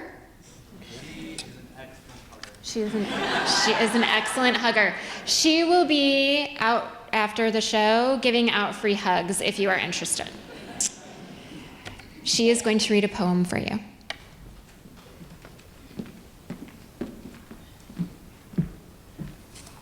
My name is Diana, and I am at least third generation crazy. I have a genetic tendency toward bipolar and borderline personality disorder. I also live with complex post-traumatic stress disorder, brought on by years of sexual trauma, domestic violence, and an unstable home life. I experience major depressive episodes, which sometimes last several months. I have an inability to sustain meaningful relationships. I am prone to sexual promiscuity and alternating frigidity. I have anxiety attacks and dissociative behaviors. I struggle with substance abuse and self-injury. I feel alone, scared, tired, and ashamed most of the time. I'm a lot like my mom. When I was in my mid-20s, I experienced a triggering event before I even knew what a trigger was. My emotions spiraled out of control. I cried all the time, and I began to experience episodes of rage. I sat down one night in an attempt to make sense of my behavior. Drawing from my own experiences and from watching my mother growing up, I came up with this poem. I share this with you tonight in hopes that it helps you make sense of the duality that many of us experience. It's called The Story of Her, The Story of Me. I won't ask for you to sympathize or believe what seems as only lies. You may not like her, but she's my friend. She'll be with me to the bitter end. For many years, I knew she was here. Her emergence is my greatest fear.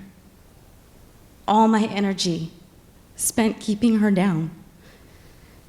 Now that I'm tired, she keeps coming round. Let me explain just who she is. The story about her goes like this. When I was just a little girl, I didn't understand the hurt in my world. I bounced around from pain to pain. Some of it hurt, some of it shame. But no one likes a little girl frown. So I learned to turn my frown upside down. Oh, not a one would see my tears or figure out my deepest fears. That's when I found her deep down inside. I keep a space for her to reside. She was willing to take my pain so I could finally smile again. She was good at what she did when I was young and just a kid. As I grew old, the pain grew strong, and she couldn't take it for very long. She became everything that I was not. Angry and hateful, with a temper so hot. Dark and evil inside is she. No love in her eyes, only misery. It's so much pain deep down inside that there's no longer a place for her to hide. Oh, how I fear her and keep her in chains. Yet I can't live without her to take away my pain. So I don't blame her for the things she does, nor will I apologize for her, because she takes my pain and locks it away so I don't feel it every day. Thank you.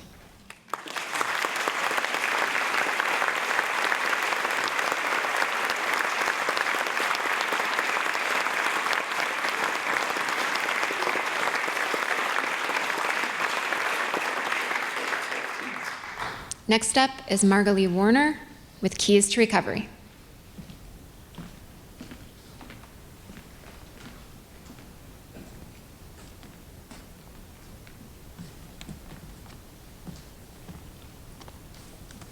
This is a story about keys to recovery, wellness, and mental health.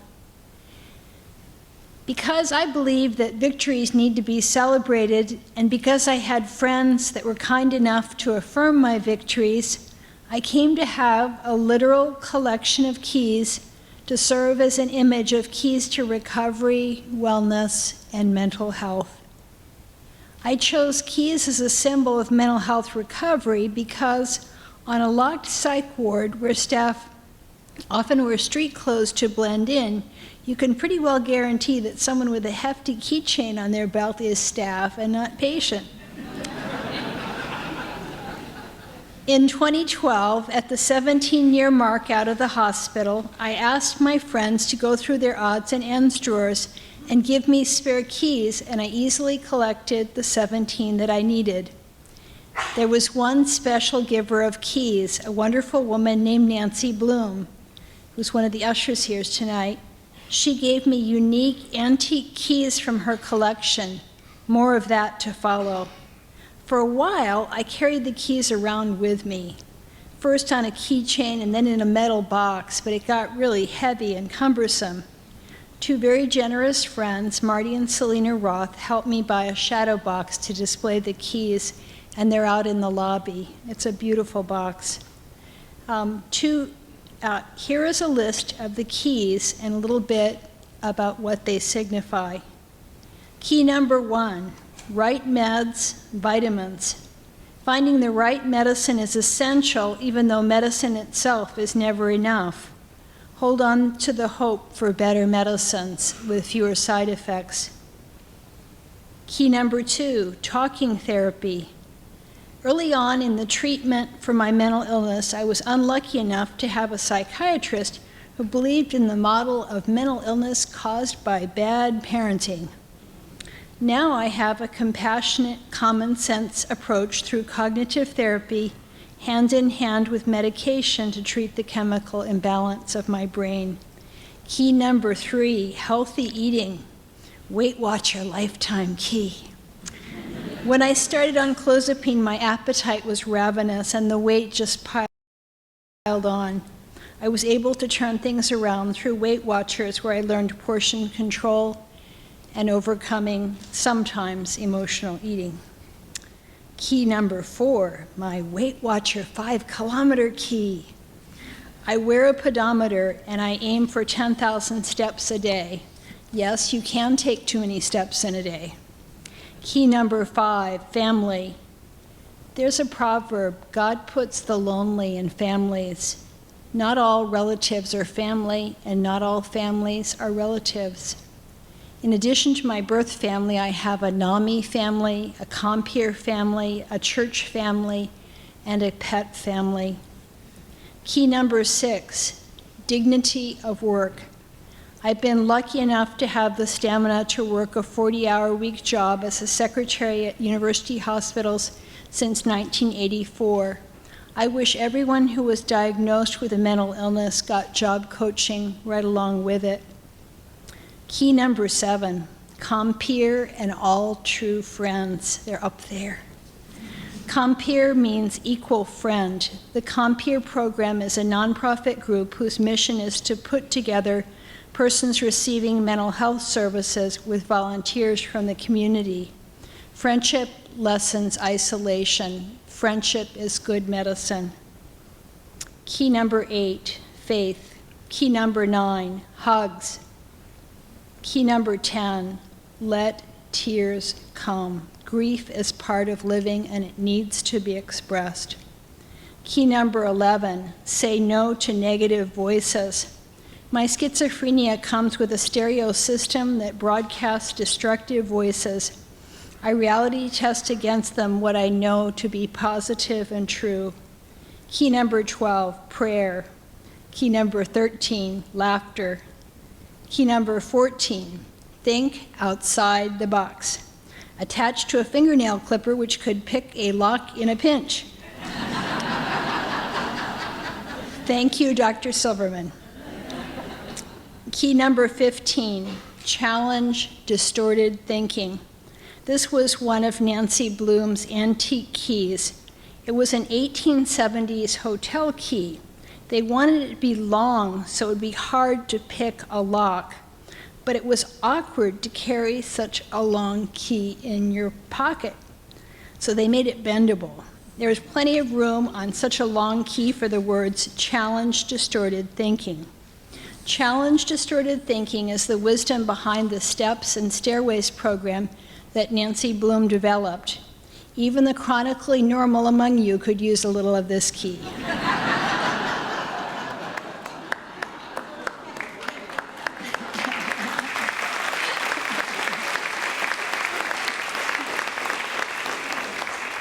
Key number 16, kitties and critters to touch and love.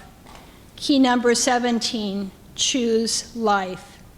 Key number 18, Tai Chi and the 70% principle. I've been studying Tai Chi since January 2012. One of the first movements I learned was the commencement movement and the 70% principle behind it. Instead of moving our hands out as far as we could, which would strain our shoulders, back, arms, and hands, we reach out 70% as far as we can. There's a similar spiritual side to this principle that you don't strain your mind or spirit more than 70%, and you don't impose on other people beyond what is 70% of their comfort zone. Key number 19, key to the quiet room from the old psychopathic hospital. My friend Todd Ingram serves on the NAMI Johnson County Board and is a psych nursing professor. He said that when they were moving out of the old psychopathic hospital, and you heard that right, that's what the sign said. He said when they were moving out of the old psychopathic hospital, he captured the key to the old quiet room, thinking, we're not going to use this anymore. And he gave it to me. This key fits in my 2 hands. It is 4.5 inches long and 2 inches wide. It's heavy. It's old, and it's cruel. I try not to remember the time I was dragged into the quiet room and how quiet it wasn't. I had been making a nuisance of myself, demanding that the doctors read the writing that I had put in my chart. They grabbed me and pulled me in there. They told me to change out of my street clothes into a hospital gown. Instead of unbuttoning my button-down shirt, I ripped it off, and little buttons flew around the room and bounced on the floor. They fastened me to a hard bed with leather straps. I screamed myself hoarse. The voices got louder with the vibrations of the ceiling fan. But now I have the key to the unquiet, quiet room, and I can't be locked there anymore. And I will do whatever I can to keep any of you from being trapped there either.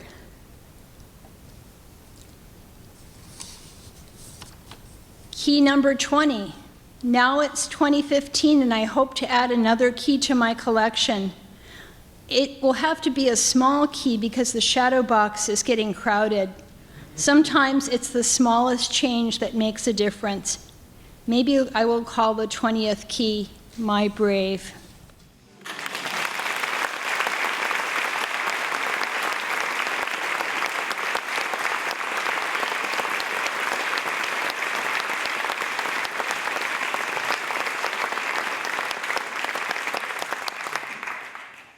Chili Pepper Wild has suffered from major depression and anxiety since the age of 5 years old, and she has a high suicidal tendency.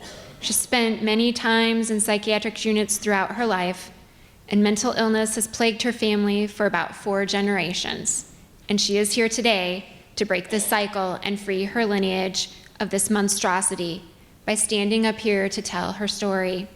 This is truly her brave. The title of her poem is Conqueror.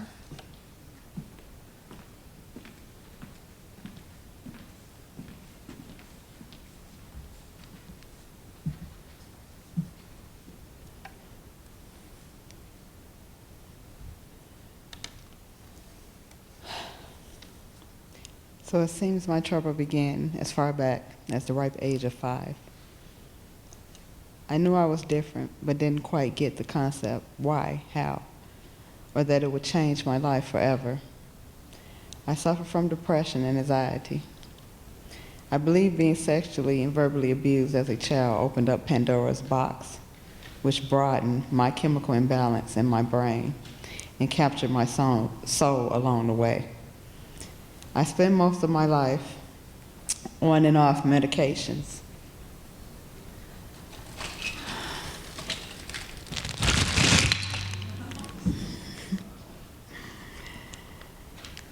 Which I never seemed to continue to take. I have walked through the majority of my life gliding without feeling, never without suicide tendencies along the way. For a long time, my 4 beautiful children was all the reason I needed to stay amongst the living. But for some reason in 2012, I attempted suicide and awoke on the psych unit. Seeing my youngest son and hearing him say to me, "So you was just gonna leave me without even saying goodbye?" So I decided to take ECT treatments, 7 to be exact, in hopes to balance this process of the girl interrupted moments. But unfortunately, it did not work. As a reminder, which I call "This is my brave," I keep the 7 bands from the ECT treatments to remind me from where it is that I've been and how far it is that I've become.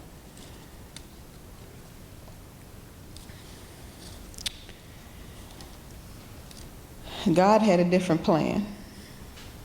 In 2013, I was diagnosed.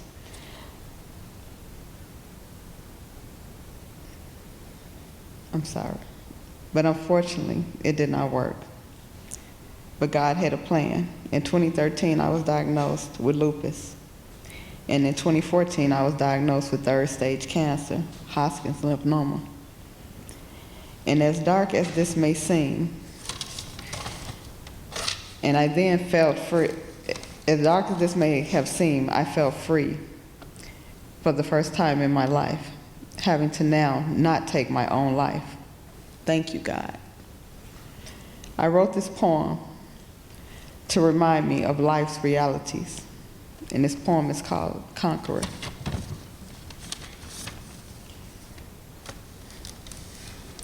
Confusion and dismay swim through one's mind. It's like Russian roulette. Confusion and dismay swim through one's mind. It's like Russian roulette with one bullet, that sound of clicking, looking for that hole to find. I must stand still because I gave up smoking the weed and abusing the pills. As the devil whispers softly, "You're unworthy," without any appeal. Then one feeling of chills run through my body that says, "It's all right, my dear. Your peace, sound mind, and spirit is here." Today is almost over, and tomorrow is of new, which just like today, you shall conquer too. I've given you a heart, daughter, and it's to feel, but more so to go on all life's journeys in quest of accomplishments, and this I bless. You are more than a conqueror, and will fall time and time again. But I, the Lord, have designed you to get up, dust yourself off, try, and keep trying again. Peace is here for you to take, but make up your mind before time runs out and it be too late. And remember, this life is not fair, but when you get down, lift your head up high and look around. You have a pastor, a church, children, a friend, and a whole host of people who care. So wake up, open your eyes, dust yourself off, take back what the devil stole from you and claim your prize. At the end of this, I have a little melody that I sing to help reminds me when I'm in a bad mood. So I'd like to share it with you. Be warned, I'm not a singer, so bear with me.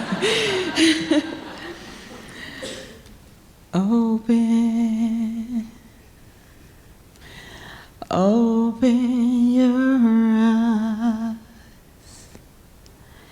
claim your prize, and take back what was stolen from you. Open your eyes, open your eyes, claim your prize, and take back what was stolen from you. Thank you, and this is my brave.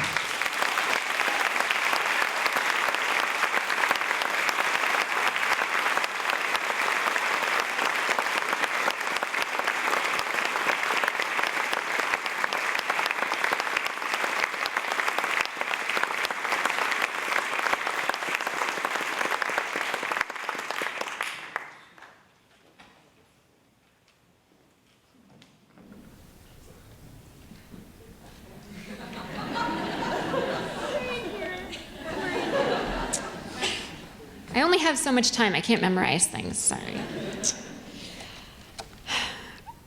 Joan Becker.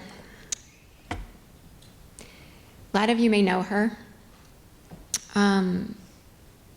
Mental illness affects so many facets, and in order to promote positive and productive challenges in our current mental health system, everyone needs to get involved, and Joan Becker gets involved. This is her brave.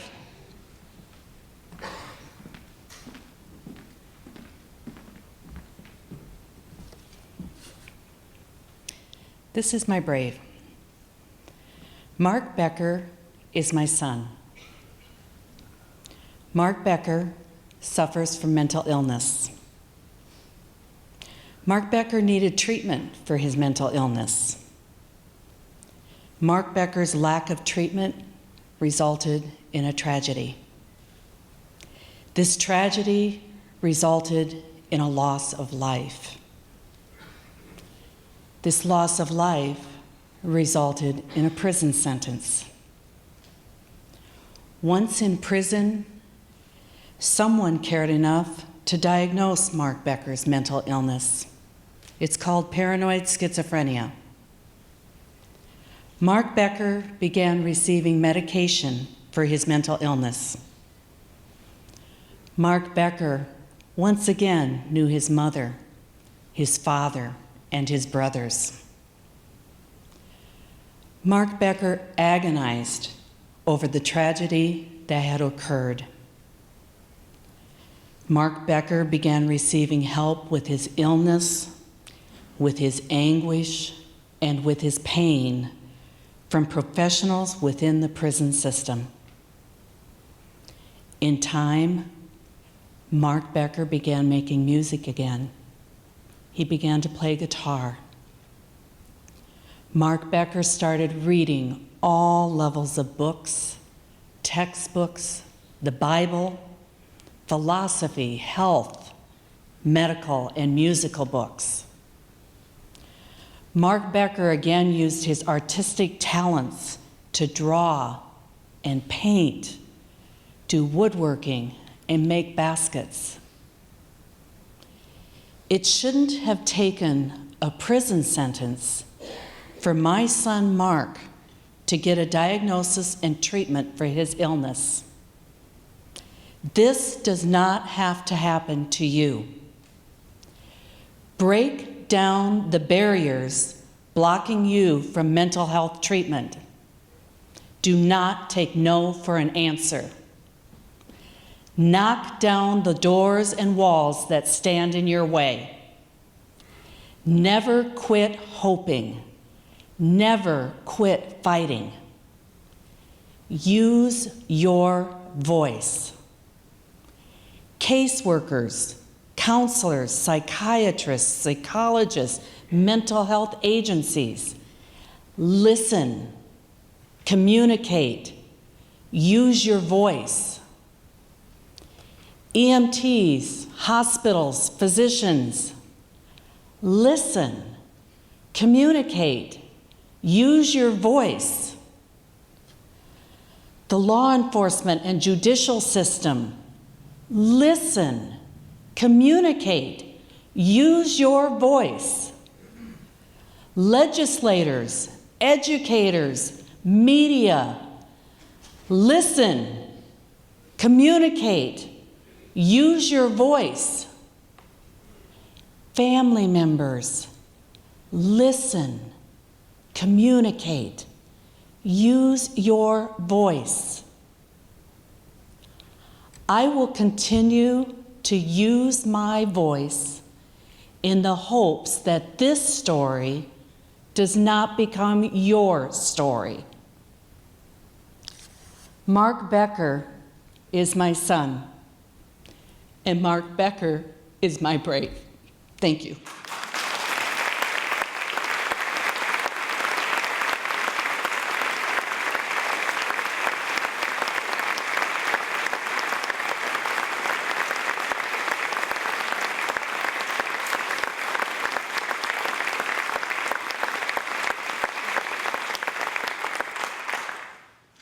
Now it's time for Joe Sorensen with King for a Day.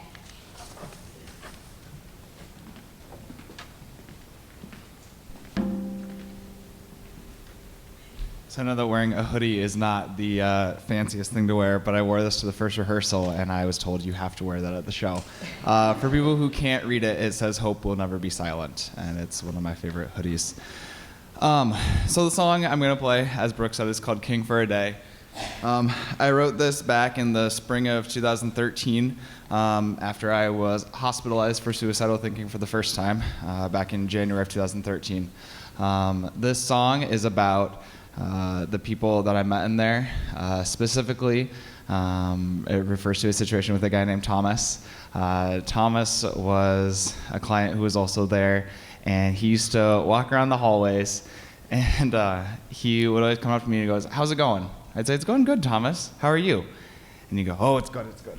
And he would just, that's kind of what he did, is he would say, "Oh, it's good," and he'd have his head down, and he'd just kind of shuffle around. But he was just always, that was just great. Every time I passed him, he'd say, "How's it going?"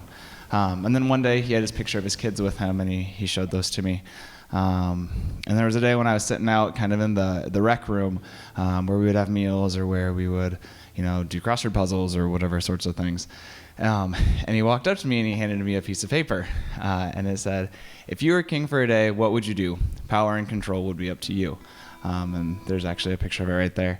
And I wrote on it, "I would let everyone know that they are loved." And then I gave it to him. And he left. And then later he gave it back to me. And I said, "No, I want you to keep it." And he said, "No, I want you to keep it." So I wrote the song just kind of about that situation, and if I were king for a day. Normally I have that up in my apartment next to my door, but I put it on my guitar today because I thought that'd be kind of nice. And then it'll go back up on my apartment door so I can see it when I leave. But this is called King for a Day. So.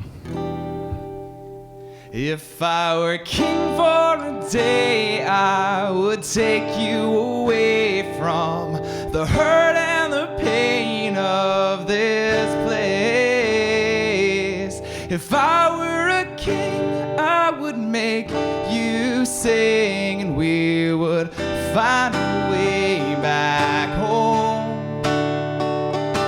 We'd find a way back home.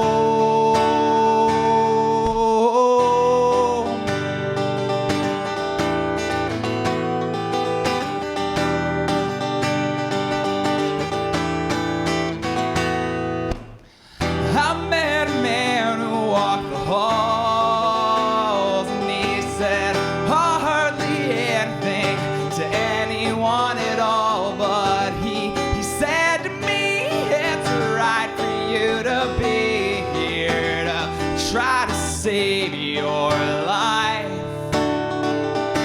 It's gonna be alright." And he walks the hallways in my mind with that picture of his boys that he kept to keep himself alive. And I'll never forget what he passed my way when he said, "If you were king for a day, well, what would you say?" If I were king for a day, I would take you away from the hurt and the pain of this place. If I were a king, I would make you sing, and we would find a way back home. Find a way back home.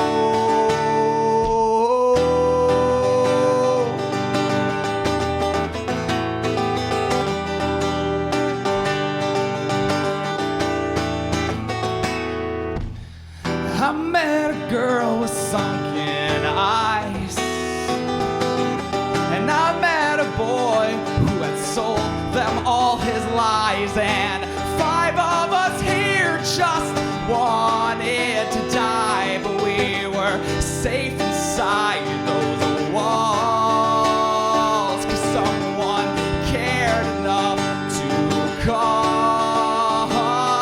And I met a boy named Andy, he taught me how to see, and I met a girl named Sandy, she told me just to sing, and I met a man named Thomas who walked the halls, and he said hardly anything at all, except, boy, one day you'll be tall and rule them all. If I were king for a day, I would take you away from the hurt and the pain of this place.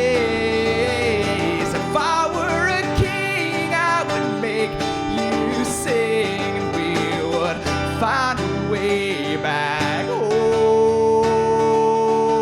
We'd find a way back home.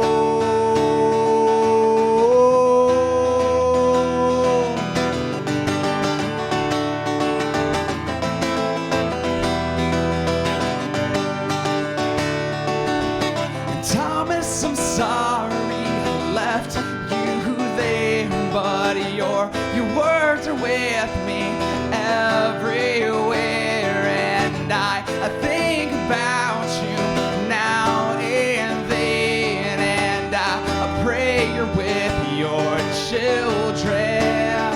If I were king, you'd be with them. If I were king for a day, I would take you away from the hurt and the pain of this place. If I were the king, I would make you sing, and we would find a way back home. Well, I'm king for a day, so I'll take me away from the hurt and the pain of this place. I am the king, so I'm gonna sing that I have found my way back home. I've found my way back home. I've found my way back home.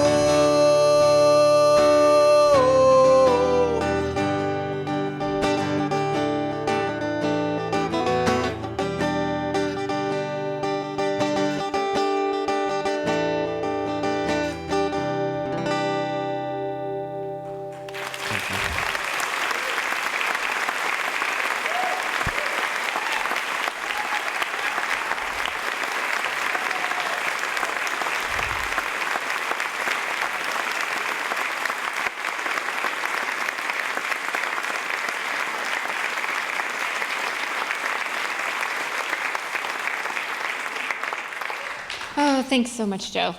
Joe was the one that almost got us kicked out of the Coralville library. You can see why. So tonight, we've taken you on a journey. As I sat back there, I realized, man, I'm not by myself back there. Where'd everybody go? They're all out here for me. So this is my brave family. And you are the brave people, too, that came and joined us tonight. As I was walking out for the intermission, everyone kept saying you did amazing things tonight. And I did nothing. No, like really. Like this all wouldn't happen without all of them. Their bravery tonight and their words have just melted my heart. And I want to say thank you to all of you.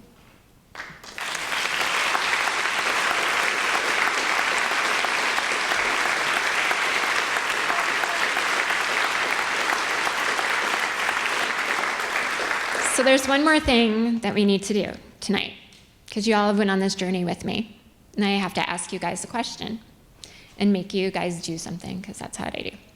If I can have you raise the house lights really fast, can you do that for me? Yeah, there you go.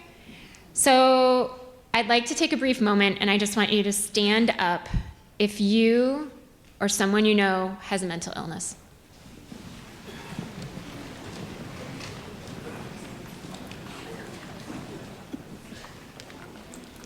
think that's everybody. And you know, I have to get this for posterity. I'm just saying. Thanks, my family, for standing up first. See, Erica always has a sense of humor because it's okay to laugh at mental illness, really it is. So if we're all standing up, then why is there any stigma? Why are we so scared and why are we so worried and why don't we talk about it more? It's time to throw off the shroud of shame. And in fact, it's really long overdue. We belong to each other and so do our stories.